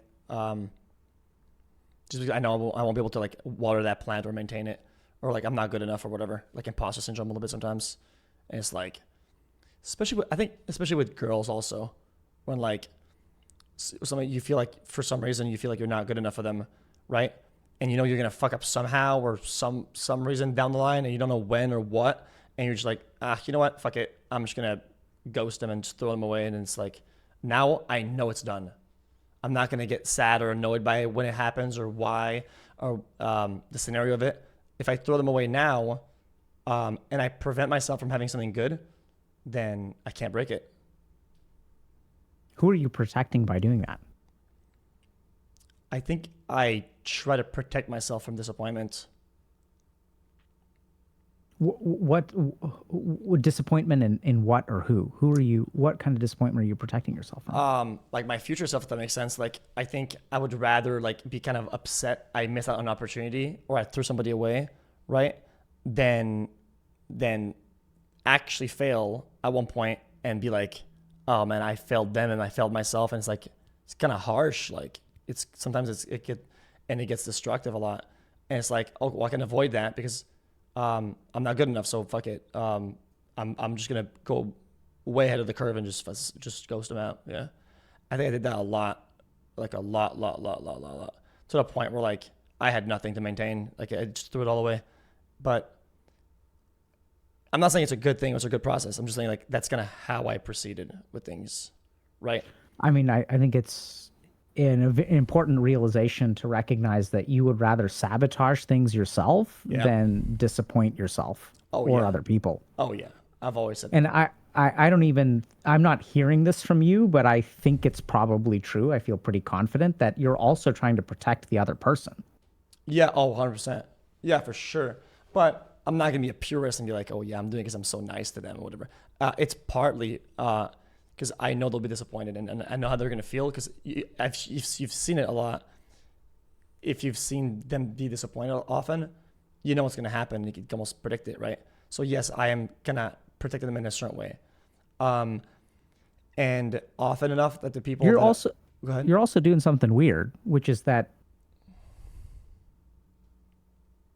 So it's interesting, right? So I said you're trying to protect them too, and then you said, well, yeah, but I'm not going to like pretend to be a purist and like I'm just doing it for them. Yeah. Wh- What do you mean? So I mean, I think it's kind of interesting because I don't even I think you're actively pushing away like a good part of yourself. You can Maybe, you yeah. kind of see what I'm saying? Like, I don't know if this makes sense, but Kind of. so the first thing that you're really open to pointing out how you're almost selfish, but like you retreat away from being selfless in some way. Because when I ask you like, who are you and maybe you just really are more focused about not disappointing yourself, but I think it's kind of weird. It's like that. Yeah, it's more about myself than them. It's more about yourself. Yeah, unfortunately, I don't like saying it. I mean, it's just how it is. Okay. It's true though. It's more about myself. Yeah, like And I do care a bit about them and about what's gonna be the fallout. I guess with how they're gonna react or whatever. But that's not really the core focus. It's more like how I'm gonna feel if I fuck it up, right? and how are you going to feel if you fuck it up? It'll get dark. Like it'll be like super upset, man. It's kind of like it's gonna be like cowardly at one point because that's how I know that's how you progress, right? Through failure and then understanding what happened and whatever and all that, right? But at some point, I feel like you failed so often that it's almost like you're predicting it. So it's like you're predicting your own failure, and it's like a self-fulfilling prophecy or something. And I know it's a bad pattern, but I'm just saying that that's what I do. How is it cowardly? Because that's not how, I don't think that's how you improve as a person. It's not how you grow and get better by predicting you're going to fail and like making sure you fail but ahead of time. Otherwise I would never even try. But sometimes it's about like the dream of it. Sometimes, you know, you kind of wish that you could have something of value, you know, and you kind of go for it anyway. And that's what happens. What makes that hard for you? What makes that hard? Which part? What makes it hard to try for something that's valuable? So you're kind of saying that like, you know, the way you're supposed to learn is by giving it your all and, you know, learning from it. But it sounds like you're not really able to do that very easily. So why not? Why can't you do what you know you need to do? I don't know. Why can't you love, Felix? Shit, I don't know. I think in a lot of ways, like, I know for a fact that there's gonna be stuff that, or like, I'll have goals or I'll hyper focus, and I know for a fact that even I could have the best thing I could have right now in front of me, and I could easily claim it by, let's say, if I had to put like 1 hour aside, and I could have that for the rest of my life, and it's like the best thing in the world. I know for a fact that I won't do it. At one point, I will fail, and it's like predictable almost, right? And that's kind of how it's been, you know. Like I know that I'll want to stream more and do this and do that, and I know that my goals and my thing, like the grind, will come in the middle of it, and I will give up on them and myself at that point. And it's like you still try for these things, but I'll do it as in like almost like a dream, if that makes sense. I don't want to be too cliche about it. It's like it's a little bit like a dream. You think about like all the possibilities, like, oh, okay, cool. And kind of let yourself like drift away with that idea, and you kind of go for it half-ass, and you kind of almost start getting it, right? And you're like, sometimes I almost get mad that it's working, right? Sometimes I'll get mad that it's actively working and it's like developing, and I'm like, oh man, nah, I kind of wish I didn't start it because now I have to fucking throw it away, and that sucks. Isn't that so weird though? Yeah, I feel like I'm I'm demonic or something. I don't know. It's Yeah, I mean, I hope this is okay. I say this with love. That's fucked up. yeah, it's pretty bad. I mean, what do you think? Yeah, I think it's fucked up too. I think it's okay to the only thing that I'll be okay with is saying that like it's okay to want things, right? But sometimes I can't come to terms with like what that comes with and the commitment and what the whole package of it, right? And all I think is like I don't know, the best part of it or whatever. And I'll be like, I'll fall into the dream and then like, oh man. How are you so sure you're gonna screw it up? Like I said earlier, I'm so messy. I'm so fucking. It's like the more I focus on not fucking up, increases my chance of fucking up. Like I said earlier with the phone thing, and it becomes where you have this kind of belief that you're not allowed to have good things. That's kind of how it was for me. And Tell me about that. And I would lock myself out of having good things because I know I can't have them. I'm gonna fuck it up. So I'd rather do other things instead. But here and there, I'll fall into the rabbit hole of like still kind of wanting it or a part of it. And like I said earlier, like I'll be like, ooh, this is working. Fuck, I wish, like it's crazy when it just kind of works. Like with some way back when, like I'd like talk to a girl or something, send her a DM or whatever, and I'm talking because I'm like, it'd be cool if she replied, right? And oh my god, and what if she was my girlfriend? That'd be so nice. And then she's so hot, and like, oh my god, she's kind of out of my league, and it's kind of crazy. And then she replies, and then at one point, like, it's what I want, right? In my head, I'm like, I really want her to reply, and she does, and I'm like, oh my god, I'm like, oh god, I gotta throw it away, and then bang, you throw it away, and that's so dumb. Yeah, but I mean, I think so. So Felix, when there's a part of us that is dumb, I don't know how to say this. The stupider it is, the more correct it is in a weird way. So like for you to learn that and believe that, you had to learn that lesson really, really hard. Like you had to learn it in a big way. So when did this idea that you're not allowed to have good stuff, where did you learn that? Shit, that's tough. Yeah, I don't know.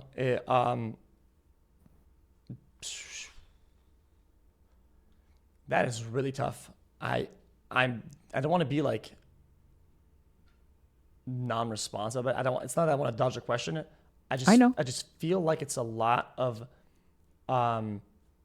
small things, big things, and it just kind of as you grow up, it becomes like a core belief. Yeah. Right. And so it's not like a big event or big whatever, right? So is there something insignificant that comes to mind from a long time ago? Yeah. I mean, there's a billion stories of like stuff that I fucked up. And like, my brother we used to play Diablo, and we had the whole point of Diablo is to have good items, and then one time he kind of like let me use his account so I could like do duels or whatever, and I was like, oh my god, I feel like I had this now, even though it's not mine. I could kind of use it a little bit. And then some guys like, yo, dude, I'll dupe your items, like I'll double it, And I'm like, ooh, Nick is gonna love this. I'm about to clutch up, and I give him all my items, and he just disconnects, And then he comes home from school, and he's like, yo, dude, what happened? We got hacked. I'm like, oh my god, we got hacked. No, and I never told him. I'm pretty sure to this day he doesn't know about it.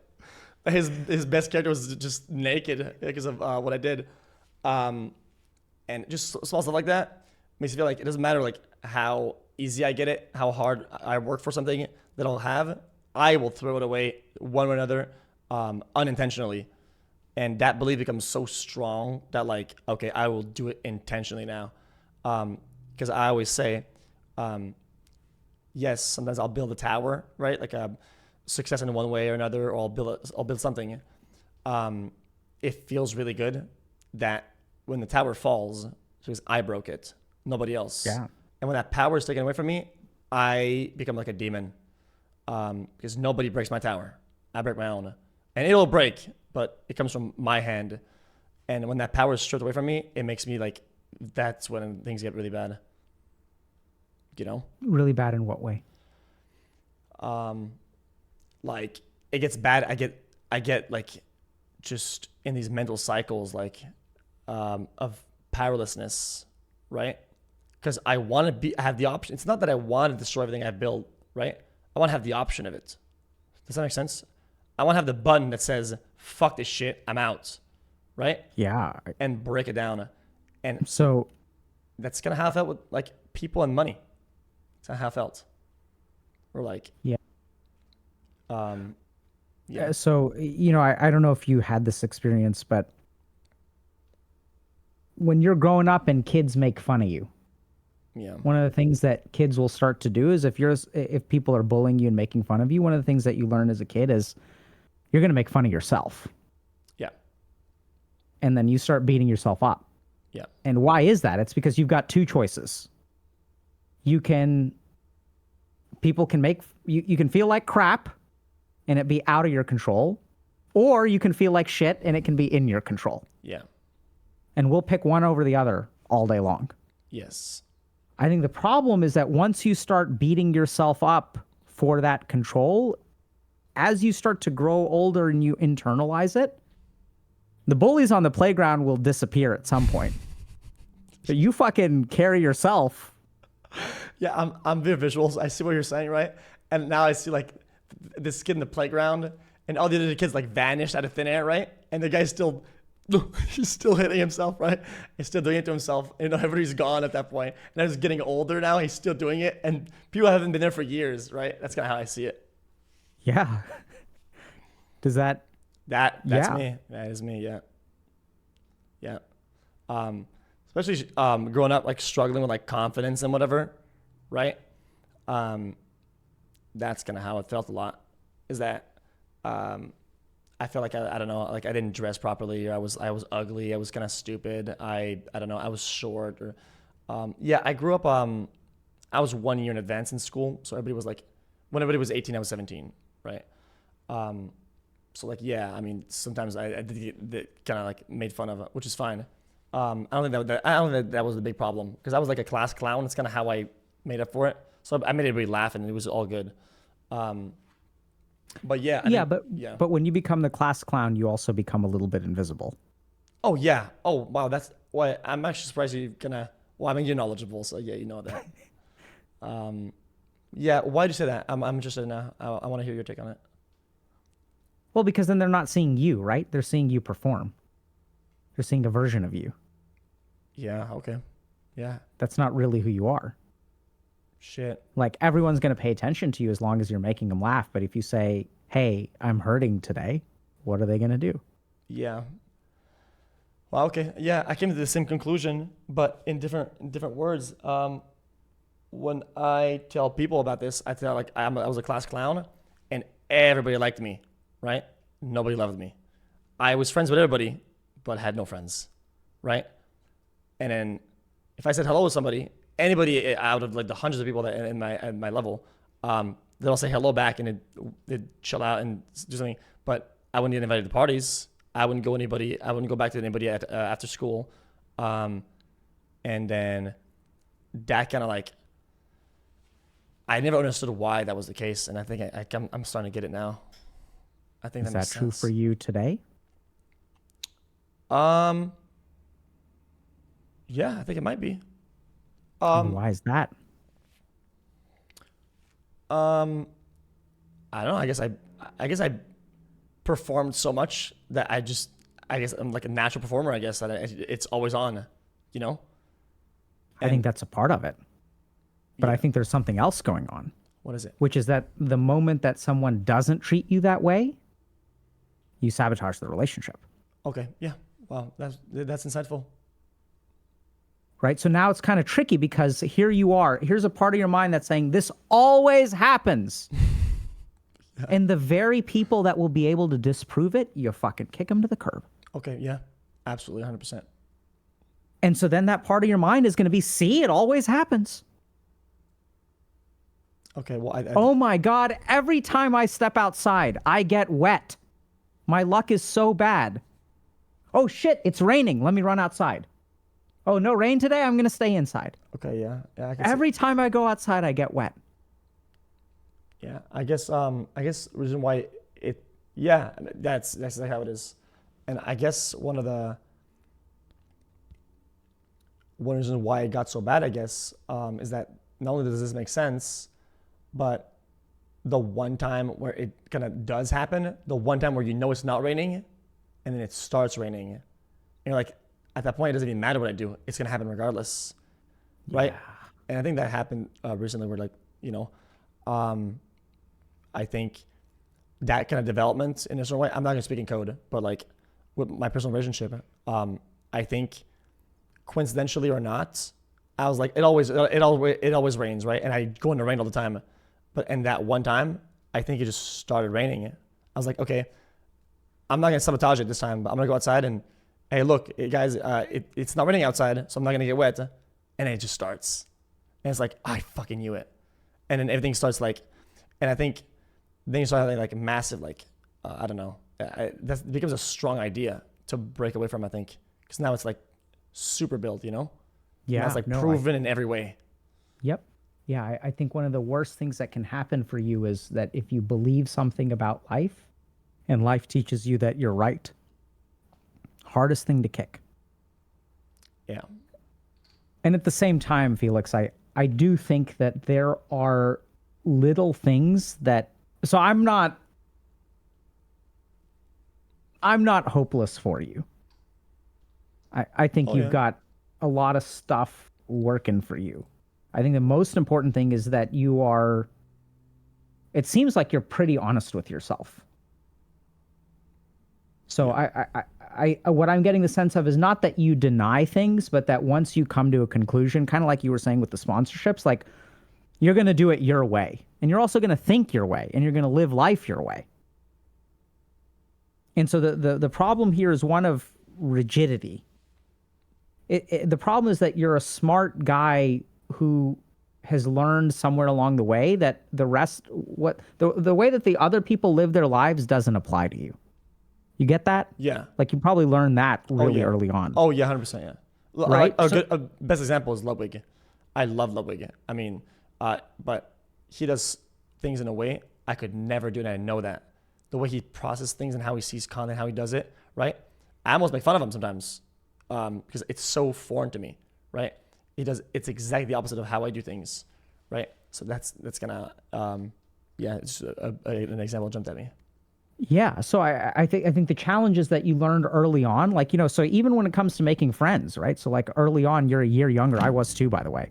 And so it's hard being you were talking about 17, 18. I'm talking about 5 and 6. Oh, that, yeah. Right? When you go to like physical education or gym class or whatever, and you're like a 5-year-old competing against 6-year-olds, you're going to get crushed. Oh, yeah. Some of them are even 7.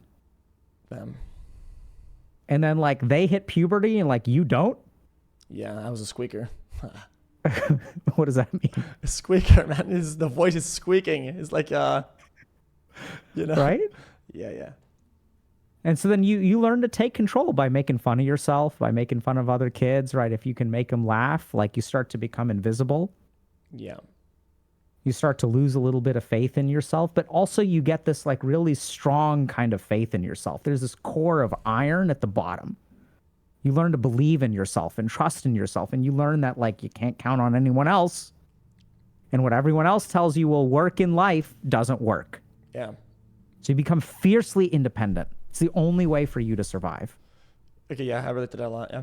I also, kind of built a strong sense of like my a strong confidence in my ability to perform. Because if you have to perform or survive, then you're always doing it. At one point, it becomes like second nature, you know.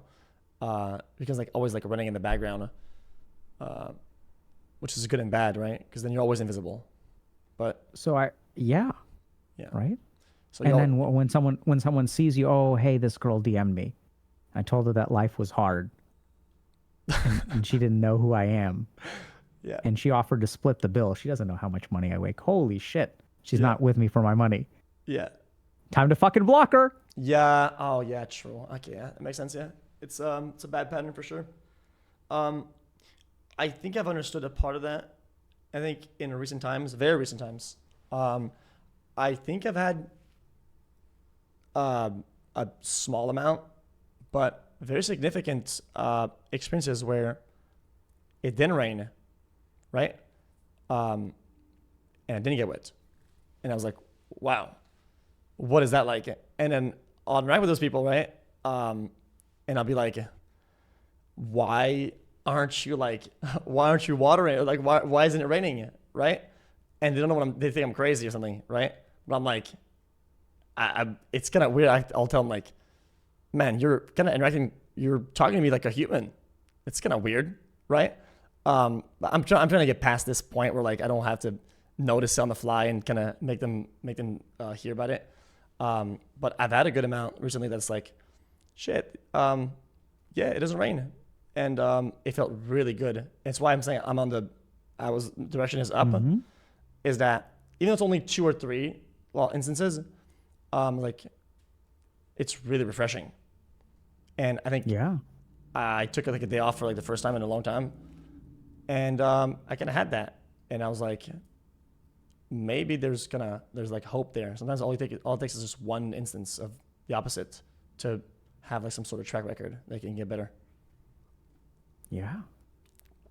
Look at you being hopeful. It's good. I like it. No, it's good. I don't like to be self-loathing. Oh, guys, I give up on everything. Right? I did that with a couple things, but when there's a good thing that comes up, I'll catch it. You know, I still have my hands like this, right? And I'm waiting for the ball, right? And it hasn't been a ball in a long time, but now there's one. I'll catch it. Is it okay for you to be pitied? No, I don't want to be Why? pitied. What about Because- people having compassion for you? Perhaps all my problems are self-inflicted. All of them. There's not one that isn't. Like I said earlier, like if you play with fire, you will get burned and you might fall in it. Well, like I can't fall in the fire and say like, where was it? I was playing with it the whole time, right? And a lot of the loneliness and the things that Felix, what? sorry. Is it okay if I interrupt you sometimes? Yeah, do that. It's funny. Okay. I like it. So if you were to blame for all of your problems, who has control over your life? The Matrix. No, I'm just kidding. I don't know. Where was that going? I don't know. Who If has you're it? always to blame, who's got the power? Me. You do. Yeah, me. Yeah. So here's the weird thing. Remember how we talked about the whole like I'm going to make fun of myself or I'm going to sabotage this relationship because I don't want to lose control over it? Yeah. You're taking control all the time. Control. Fucking, I don't care about the fucking money. You guys want the money? I'll fucking burn it. Okay. Yeah. I'll teach you to look past me, bitch. Okay. Yeah. Oh, yeah. I've done that. Right? Yeah. Yeah. You're right. I do have the power and the control to do these things. This is the crazy thing is you this is the weird thing. You don't. It's the way that you view the world. Okay. But I hate to break this to you, Felix, but you can't control anything except for yourself. Like literally. You're right. It's the way you see the world, and I don't blame you for seeing the world that way. Because it's a way that lets us fix the unfixable. Because when I can't control other human beings and they hurt me, that means I'm fucked. How do I win this match? I can't win the match because someone else has power and I don't. It's a scary way to go through life. Yeah. But then the problem is that when you think you have all the control, all kinds of weird shit starts to happen. The first is that you do this weird kind of stuff in relationships where the moment that some person exerts independence or whatever, you're like, this is weird.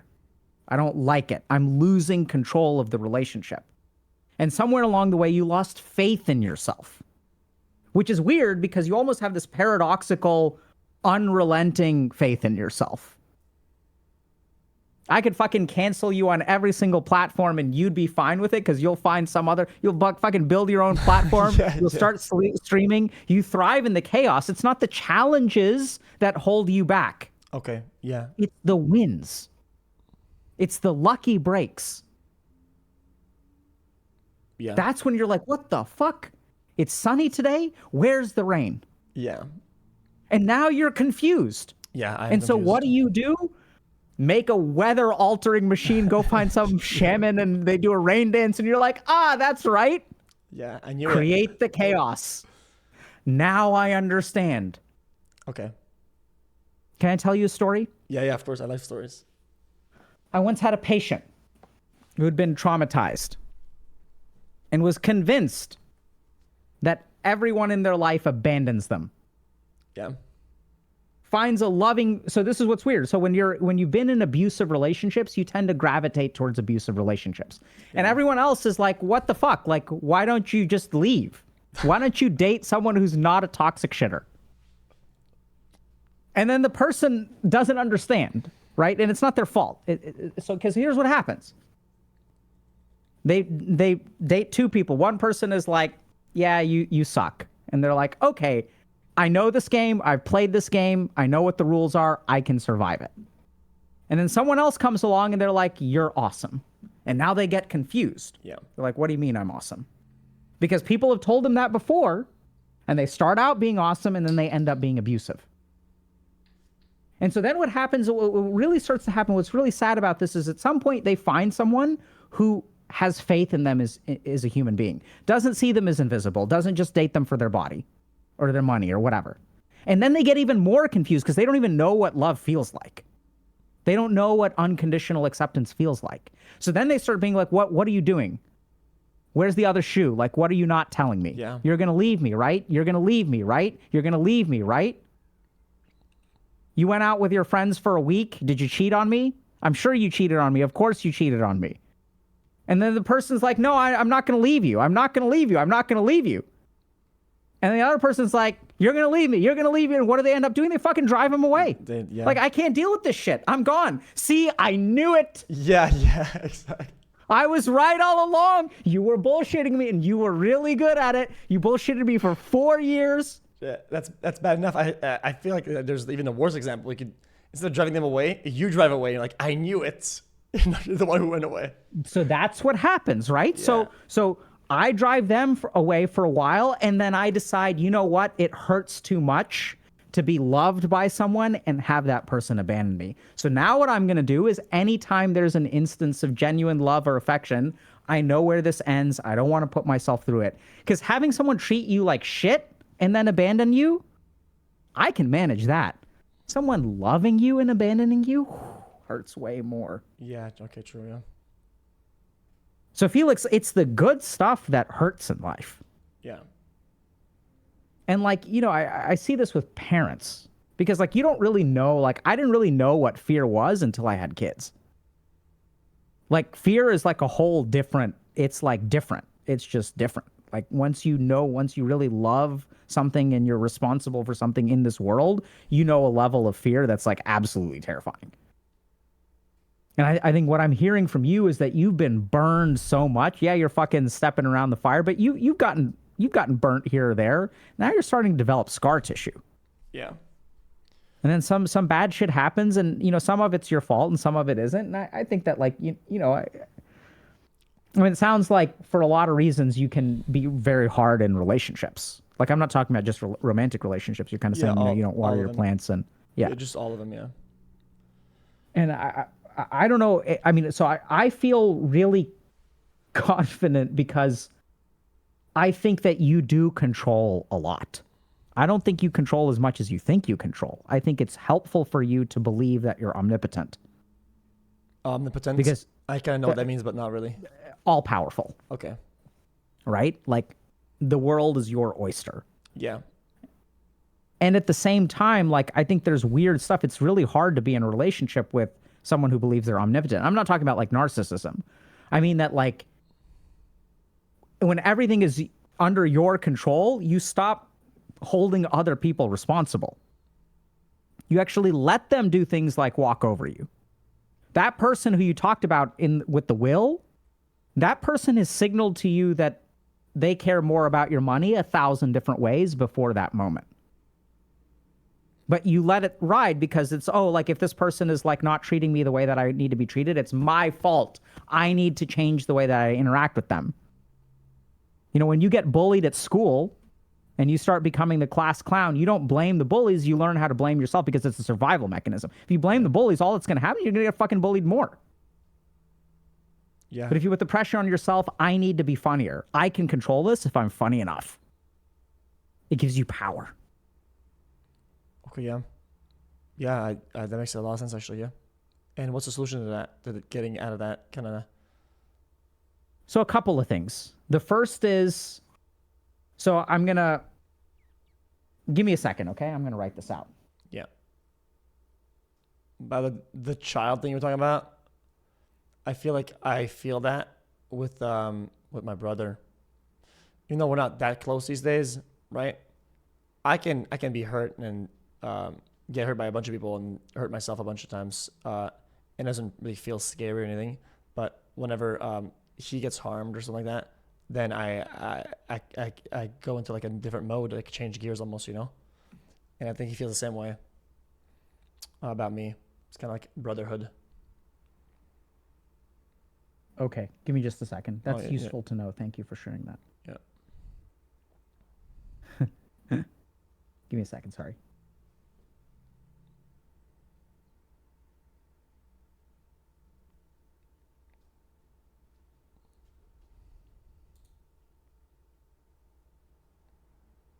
Okay.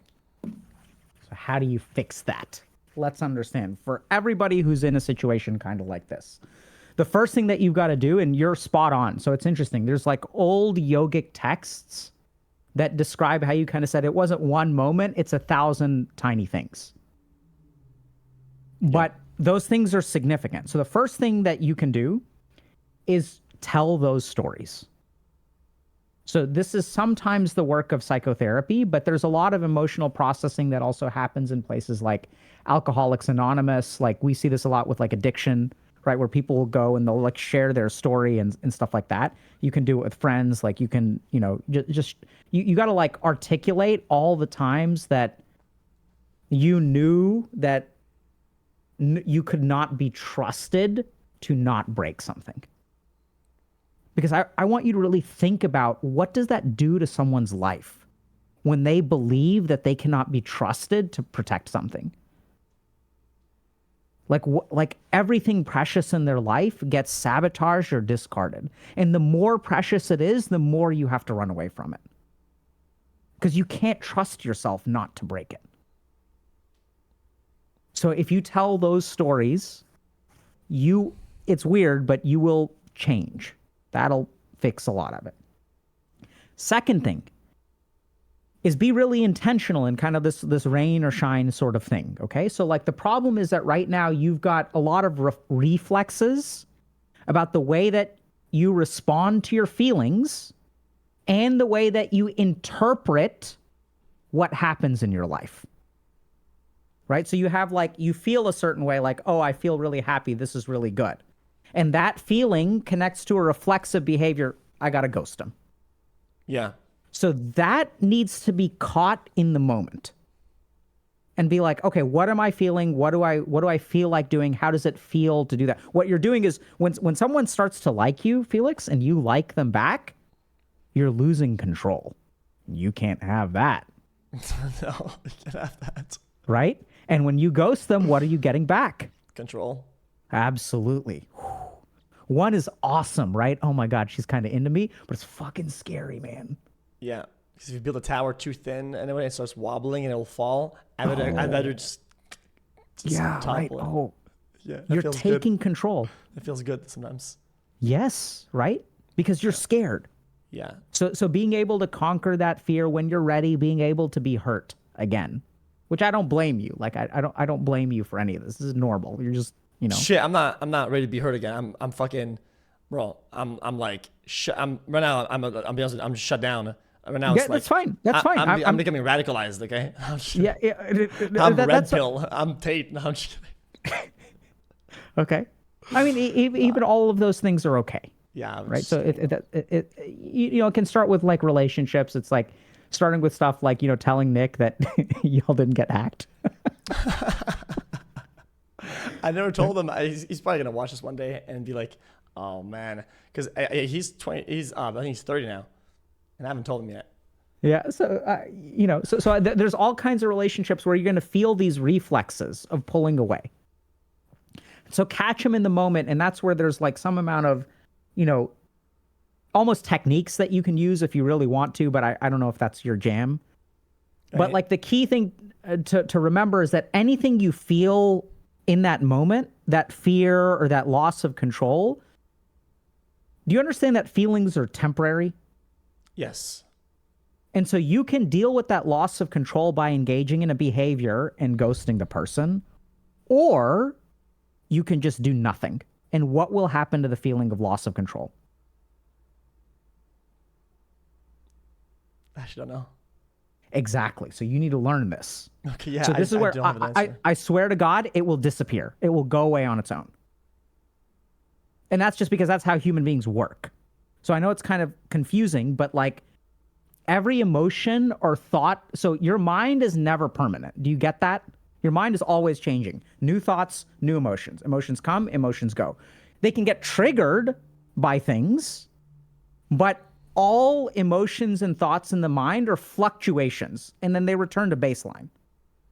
If emotions would be permanent and you had the perfect wedding, you'd be happy for the rest of your life. That's not how it works. It's the hedonic treadmill thing, right? Right.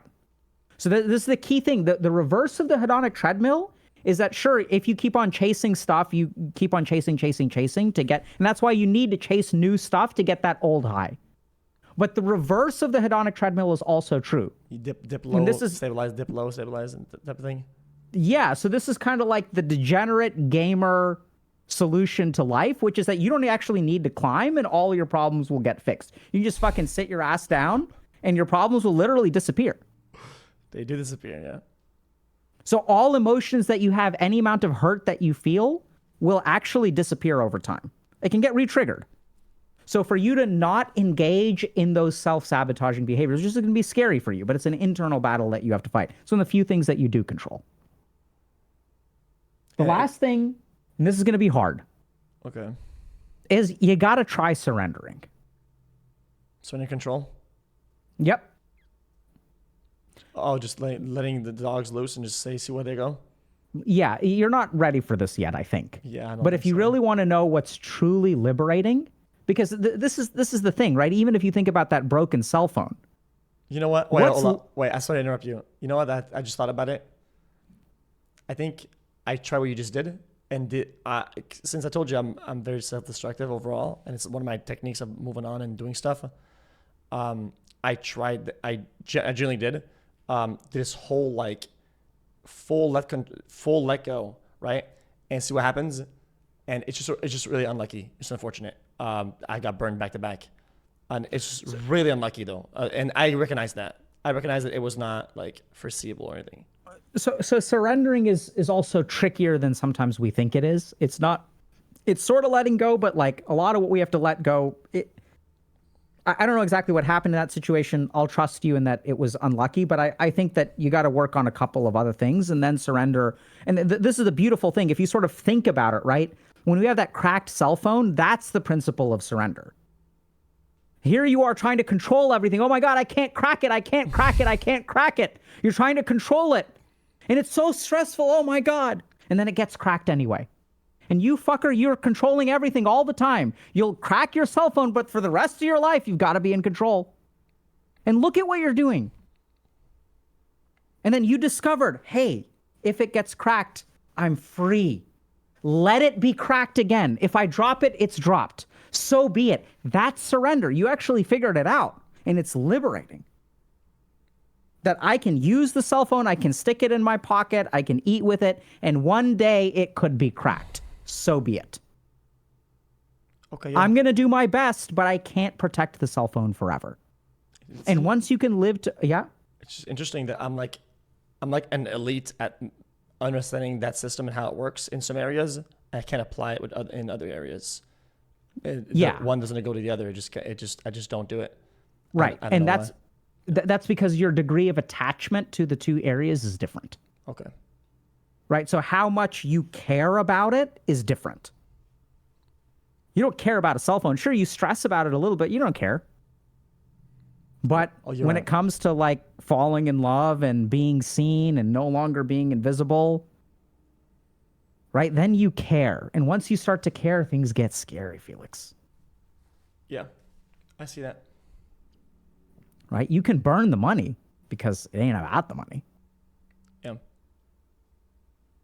I get it now. That actually makes a lot of sense. Yeah, you kind of made that. You kind of materialized it now because I didn't get that. It's about the degree of care for these things. Yeah. Yeah. And you've learned an antidote to that too, which is you teach yourself how to stop caring, right? You build all these walls, which is like a good temporary measure. Temporary, yeah. Just so it doesn't happen again like too soon, and it's like. Yeah. So there's like a difference between like surviving today and like living for a happy tomorrow. Yeah. And right now I get the sense that you're in survival mode. So whatever. So start to do these things. Then I think, if you're diligent with this in a couple years, you'll be living a different life. Okay. Yeah. The I can day see to day that. may look the same, but the way that you're going to feel and hear is going to be different. My hope for you is that you'll have a couple of like meaningful relationships, romantic or whatever. I mean, that I don't know, but where people can see you for who you are. And then you can also have conversations with them about, hey, I'm not great at like watering plants. And this is something I'm actively working on, like as a human being. And I really appreciate your patience. Yeah. And I'm going to try to do better. And then there's going to be like small parts of that, which is on a day-to-day basis. Like you're going to get all these Discord messages. And there's a part of you that knows that you should message your friend, but you don't because there's like too much important shit to do. And then you have to deviate something. And instead of doing something important, you're going to message your friend. And then your friend becomes important. And then you're watering that plant. And it'll change. Like you can change. In a sense, I think you've got all the right pieces already. They just need to be like moved around a little bit. Yeah, just a little bit.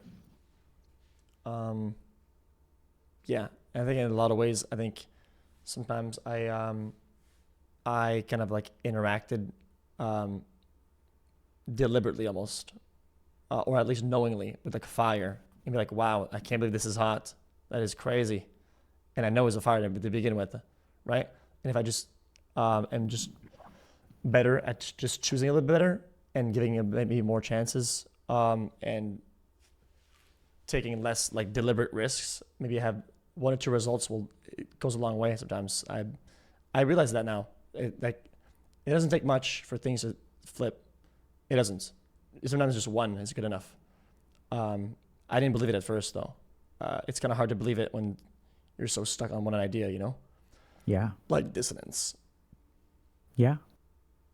And I think you've shared with us that you're good at looking back and finding the bright points. And I think you were just in such a dark headspace where the bright points weren't visible or genuinely weren't there because you kind of got fucked, bro. Yeah. Yeah. I think processing all these things is sometimes difficult because you always have the reminder like, oh, I mean, I could have also done better. I could have done better. And it's like, it sucks a little bit in hindsight that you could have done better, right? And things kind of got bad regardless. I don't know. It's just something that annoys me about it, right? Because yeah, it sucks. But Yeah, there's some weird stuff, Felix, which I don't think we're ready for, but I don't think you could have done better.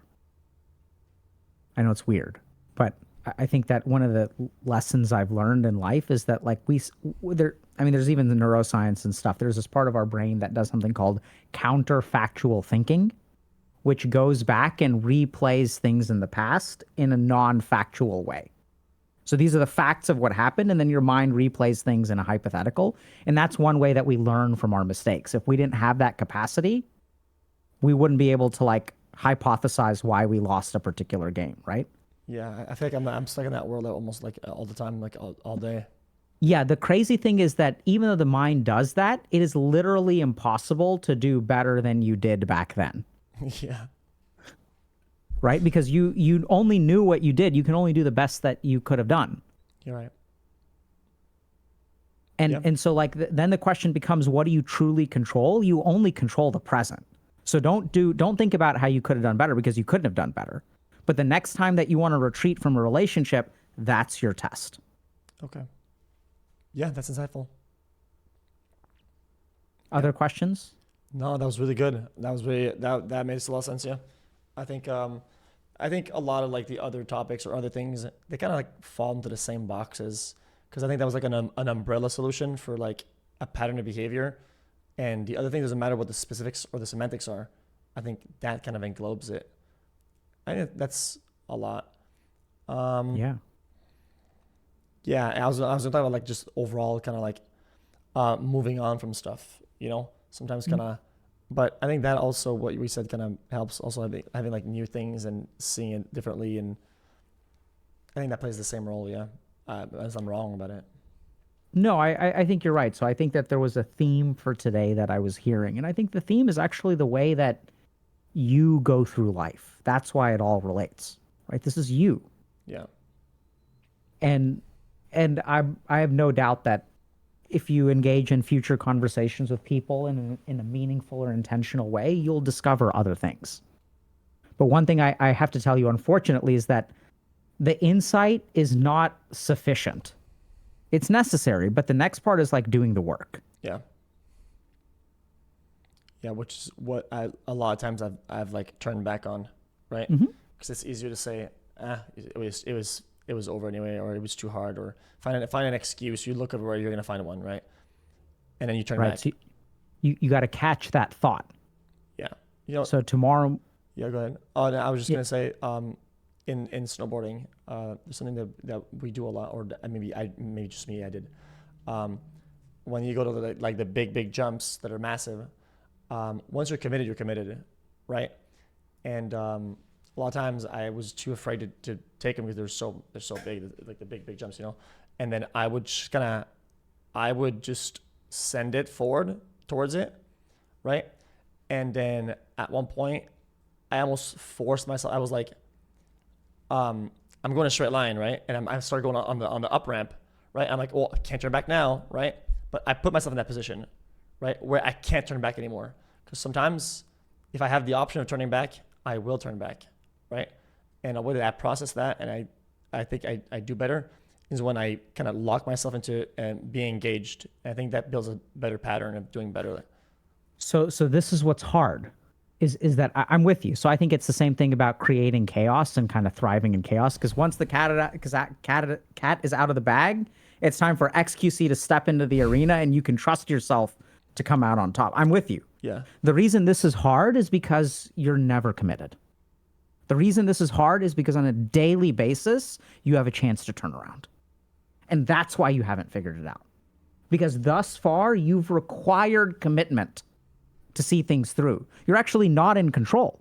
You're right. You put yourself in a situation where you lose control. Oh my God. Yeah, that makes sense, actually. That's why this is hard for you. Because this is the opposite of snowboarding. Yeah. There's no critical point. Yeah. That's right. Okay. That's a good takeaway. Yeah. Yeah, that was all good. Yeah, by the way, I didn't want to come here with like this super like sad boy vibes. I just didn't sleep that much. I'm just saying I didn't want to seem like I was like just coming here and being all like yeah, it's just I got woken up at like 7 a.m, so But yeah, I didn't want to seem like I was disinterested in what you were saying. If you've ever felt that today or anything, I was very engaged. But yeah, Yeah, I didn't get that vibe from you, and I'm also happy to have whoever shows up today. If you're tired, if you're disengaged, like that's okay. right.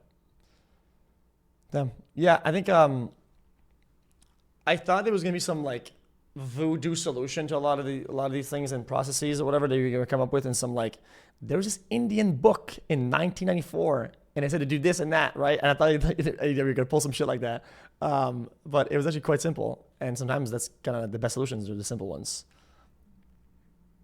Yeah. Well, Good. well, I hope I wasn't too short today, or whatever. It was, No, man, this is perfect. all right. Well, I think we should do a check-in soon. See what happens. Okay, sure. You want to do a check-in soon or not? Yeah, I mean, I don't know exactly what you're asking, but I mean, A check-in, we like could- just, in a couple maybe weeks or a couple months, whatever. If I achieve any sort of progress in those directions, I'll give you a heads up. Okay, sure. Or default, or it got bad. It got Sure. way worse, right? And it rains inside as well. Like it starts raining everywhere. you pulled a wall down and the roof fell over, and now it's raining on the inside of your house. Yeah, I exactly. hear you. Yeah. I don't think. Yeah, sure. I'm not there at all though. Like I'm not like the giving up type. But sometimes like I'll kind of like play it off like I'm giving up. I mean, sometimes I like the attention, but it's not like that. Like Yeah. Yeah, so well, let's sort out follow-ups later, but Yeah. I think for now, thanks for coming on, and Yeah, hopefully, this was helpful to you. And I think, by the way, a lot of what you're struggling with, I think, is very common. I mean, that's why I have the insight that I do, because I've lived half of it myself. I was a year younger. I was the class clown. Learned how to be self-reliant, and then like had to go to India to learn how to surrender. And it's like hard to learn. It runs against. I mean, you've built your whole life to avoid surrender. yeah. So, and that's, it's okay. Yeah, it's okay. Good luck to you, my friend. Thank you for everything. That's okay. Yeah. I'll touch up again. Yeah, thanks for everything. I'll talk to you soon. Okay, I hope take care, it was buddy. good. Well, by the way, did you have a good time at Streamies and whatever, or what? Yes and no. I don't think it's my. Yeah, it's not my cup of tea either. Yeah, I think it was. So I was very happy to be nominated. Obviously, I think it was like it's like a bucket list kind of thing that I went to like an LA fancy thing. Just have your name somewhere out there, as in on your own stream. Sometimes it kind of matters. Well, yeah, I mean that's good. I feel honored, but I also think it's cool to like I went to like an LA fancy party. Oh, okay, fair enough. Yeah. That's the first time in my life that I've done that. Okay. So I thought that was really cool. But I really didn't. I'm not going to go too much into it, but I think it's a world that I'm not. I'm not familiar with it either. I think it's a little like it's a lot of fronts and it's a lot of fluff that personally I don't enjoy. Right? I go for the after parties. Okay, I go to get fucked up. That's how it is. It's otherwise I wouldn't go. But yeah, I enjoyed seeing you there though. It was fun. Yeah, likewise. Okay, Take care, man. take care. Bye. Bye. Hold up, chat. Let me go to full cam.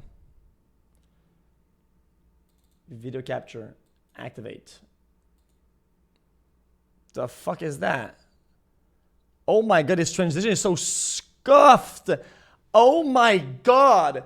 This transition is a fucking dumb, dude. Why do I look like this? Oh my god. Oh my god. Okay, chat, I gotta go offline, dude. What the fuck? Oh my god. Fucking wire, dude. Okay. Stop, chat. You're making me feel weird. Oh man, this is weird as fuck. Alright, let me change the FPS a lot.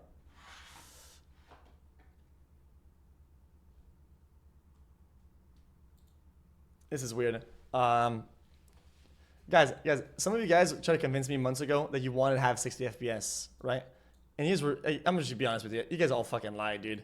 This chat just fucking lies all the time, dude. You just lie. Like, I'll do 30 FPS. See, this is much better. Wait, it's still pretty it's still pretty fast. It's still pretty fucking bad. Do 12. I think 24 should be. I don't know. I don't know why I'm doing this, Jay. Guys, I'm not gonna do tech on a fucking stream that I'm not gonna be around for. Oh, now it's laggy. Oh my god, now it's just laggy. Chat. By the way, I went out. Jay, you see the sun in my face a little bit? Okay, I'll put it at high FPS.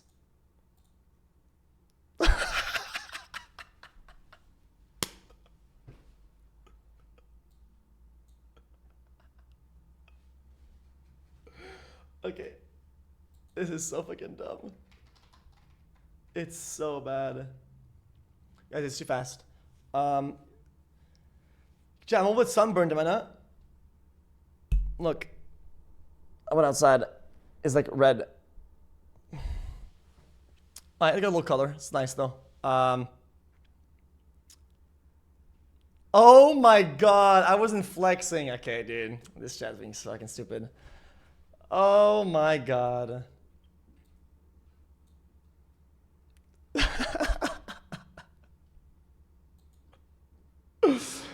Okay. Hold up. Let me put chat up on the screen. Hold up. Because I saw chat a second ago, but I just don't see where it's at. There it is. I'll put it way above the camera. Yeah, sorry, chat. Guys, I've had to do stuff here. Guys, a lot of stuff that I haven't done in years that kind of stacking up. I did all of it. I know it sounds like it's like nothing to you guys, and you might not even know what I'm talking about. I've had like meetings and stuff, and like adult bullshit I've had to deal with or I've had to do for years, and I just kind of got it all done in one go. I had to meet like executives from like big companies and shit, and whatever, do dinners or whatever, and then the streamers was nice. I took an actual day off, but after that, I'm probably gonna stream probably IRL tomorrow if I can, because I gotta do some shopping anyway. I'm trying to line up IRL for tomorrow. Okay, I'm trying my best. Okay, I promise on everything, guys. I'm trying my best. Okay, not go page. After that, I'm busy on the 1st. Then I fly home and I'll stream directly for like 5 days. And then I go to fucking London, okay? I'm not kidding. Chat, I'm doing a Sidemen charity match thing, okay? 3-head in it. Chat, it's gonna be a blast in it. Hey, hopefully it is. I'm going. Open arrow, Miz. He's coming right now. I think he's got a show here or some shit. I don't know. And yeah, I've been kind of just taking it at a time, but yeah, I meant it like, chat, it's crazy that I kind of lined up this like Dr. K thing, right? Because things were kind of weird, right? But things are picking up, coincidentally, and I'm really happy about it. And I think it'll play a big role like going forward. I think I haven't done it in like years, and I think it plays a big role moving forward like entirely. And I think it'll kind of make sense. Iron London, that's right. And I can feel myself kind of being creative again a little bit. And hopefully it's good again. Guys, I just feel like I've been failing, like letting everybody down with like just because it's just been like less creative, you know? And how was the streaming? The event is something. I don't know about the event straight up. I think it's shit, dude. If I speak, chat, no more nomination. If I speak, guys. Guys. If I speak, big problem. I mean, yeah, I did get fucked up, but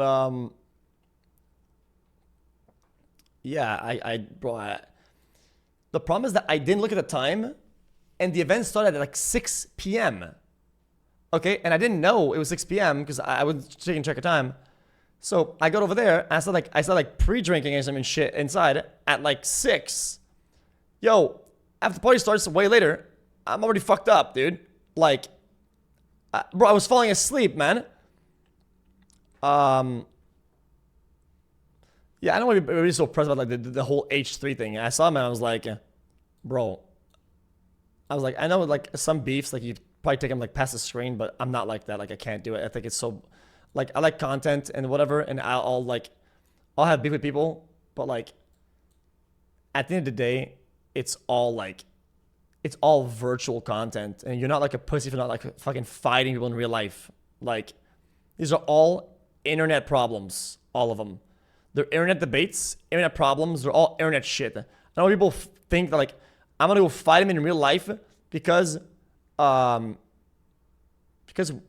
an internet problem. It makes no sense to me. So I don't do it. And I always tell people that I do it. That I don't do it. I don't take problems off the screen. People want to call me a pussy or like two-faced for that. That's fair enough. I don't give a fuck. I guess that's what it comes with for not being fucking. I just don't fight people, man. I think that at the end of the day, it creates value for everybody, and I don't give a fuck. And they can suck it. So yeah, I got into their picture. We talked for a little bit. It was fine. Like and then what else over there happened? Not much, dude. It was just after party shit. Like, yeah, I got cooked up. Like always. It was really dumb. I drank too much, and then I got home and I couldn't see straight. Like it was not getting better. I had a big headache and it just got bad and bad and bad. And then the next day I went to some other party. And it was pretty chill actually. It was pretty nice. I don't know, but Connor eats pants, yeah. It was fun. It was like some YouTuber party. And it was like a 20 million subscriber party or some shit. Yes, Sam Colby or something like that. Yeah, I think that was him or Colby, whatever. It was chill. I had been to that house before. Oh, the bleach. Yeah, I just tripped on a box or some shit in his apartment, and I had my mouth was full of mouthwash, and I drank a bunch of fucking like bleaching fucking mouthwash. It's like mouthwash for whitening, and it's like extremely fucking toxic and shit. And I just swallowed the whole thing, and I don't know. I felt like I was dying, but I don't know. And I was already feeling bad because the night before, because I drank, so my stomach was all turning. That was really bad. And then we got there, and then I was like, I'm not gonna drink. And I mean, shit. I ended up doing shots for everybody. I was like, oh, you guys want shots? Shots for everybody. Oh, you guys want shots? Shots for everybody. And then you know, it's kind of like when you play games online and you're online and you catch one friend and you're still online, you catch another friend. And you're like, oh, guys, everybody was online the whole day, right? But it's just you being a fucking degen, right? It's kind of how it was with shots. Like, I was like, oh, everybody's doing shots, but it's not because everybody's doing shots, because I was the one doing with people, right? But I was always like in the center of doing it. Does that make sense? So I was like the common denominator in doing shots. So I got fucked up again. And next day I woke up fucked up again, and I was like, let's go chill. I went to the beach, and no, I did not go with the Tana Mojo. I think Tana's cool, guys. Tana's cool and all. Okay, I think she's a good party goer. I talked to her at events. It stays right there. It doesn't go past the hi, what's up, want to get some shots type thing. It doesn't get past that ever. She's chill though. I don't have a problem with her. And I feel like a lot of times a lot of people get caught in like internet drama.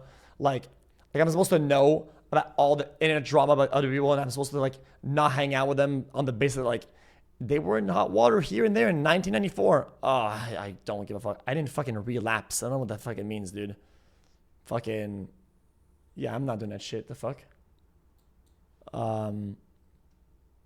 I had fun overall, and yeah, I met Speed. Yeah, Speed was pretty chill. Anyway, I'll see them all in London anyway. I think London's gonna be a good event. I think it'll be refreshing to see a lot of people, and it'll make me like fall in love with the grind again and want to do good shit. There's gonna be a lot of people that I respect that do good shit, and I will do good stuff for one day. And I think I do like a podcast and an IRL or whatever, and it'll get me back on the horse for sure. I'm not off the horse. It's just kind of like there's just so much shit I have to do now in a condensed way, and I felt really bad because I don't travel ever. It feels like I'm traveling like fucking 8 times in like 2 months. That's fucky. Yeah, but like I'll never give up. Sometimes I look like I'm giving up, but I just like the attention. I'm kind of a soy boy sometimes at night. Not in the day though. Just at night, I kind of soy boy. I kind of bait fucking I kind of bait with my fucking stories, but I like doing stories though. Chat, I don't give a fuck, chat, when people say, I've had anybody tell me in real life, they're like, dude, why are your stories so cringe? But you know, dude, I don't give a fuck, dude. Okay, I deliver my story through my way and with my fucking Insta. Okay, I don't care. Okay, if it's fucking cringe, if it's like the most a fucking soy boy masturbator like high schooler shit, I do not care. I'm doing it, dude. Okay, you're not gonna change me. Although the moon is nice. The moon was really nice yesterday. Yeah, I had a meeting with like some billionaire dude.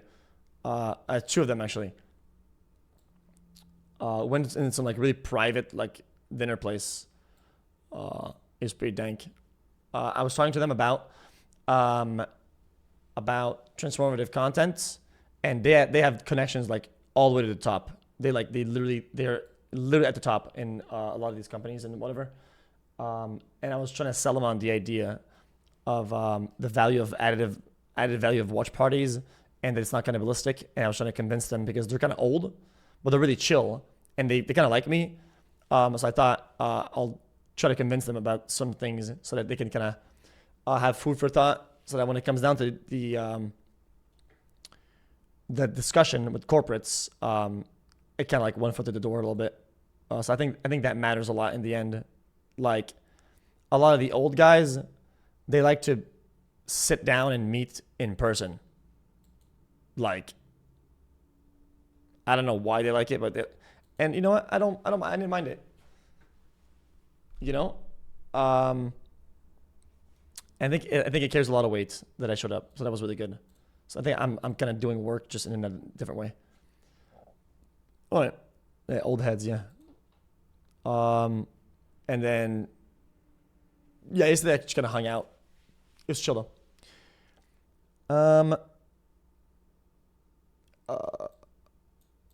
Yeah. Okay, chat. Guys, I'm not gonna fucking waste your time, chat. Guys, I just wanted you guys to hear some thoughts about like when I do like Dr. K streams that I did like way back when. It is thoughts to throw in the wind, just so people get like some things to relate to, if they relate to it or something, and so people to hear about some shit. I sounded sad. I didn't fucking sleep, dude. I had something at 9 today that was very important, and I forgot fucking LA time. And they were like at 7, they were calling me, and they were like, ding, ding. I'm like, yo, man, like, what do you want? Like, dude, we're all waiting for you. I was like, I forgot it's, dude. Yeah. All right. Well, yeah, I hope it helped you in any way that it could. I only did because I wanted to. I'm not going to sit here and say, oh, guys, I'm here to fucking help the world, blah, blah, blah. I did it because I want to. But I'm going to end right now just because I'm fucked up a little bit, just because I didn't sleep much. And I did the stream. And then, yeah, man. Yeah, this is... Oh.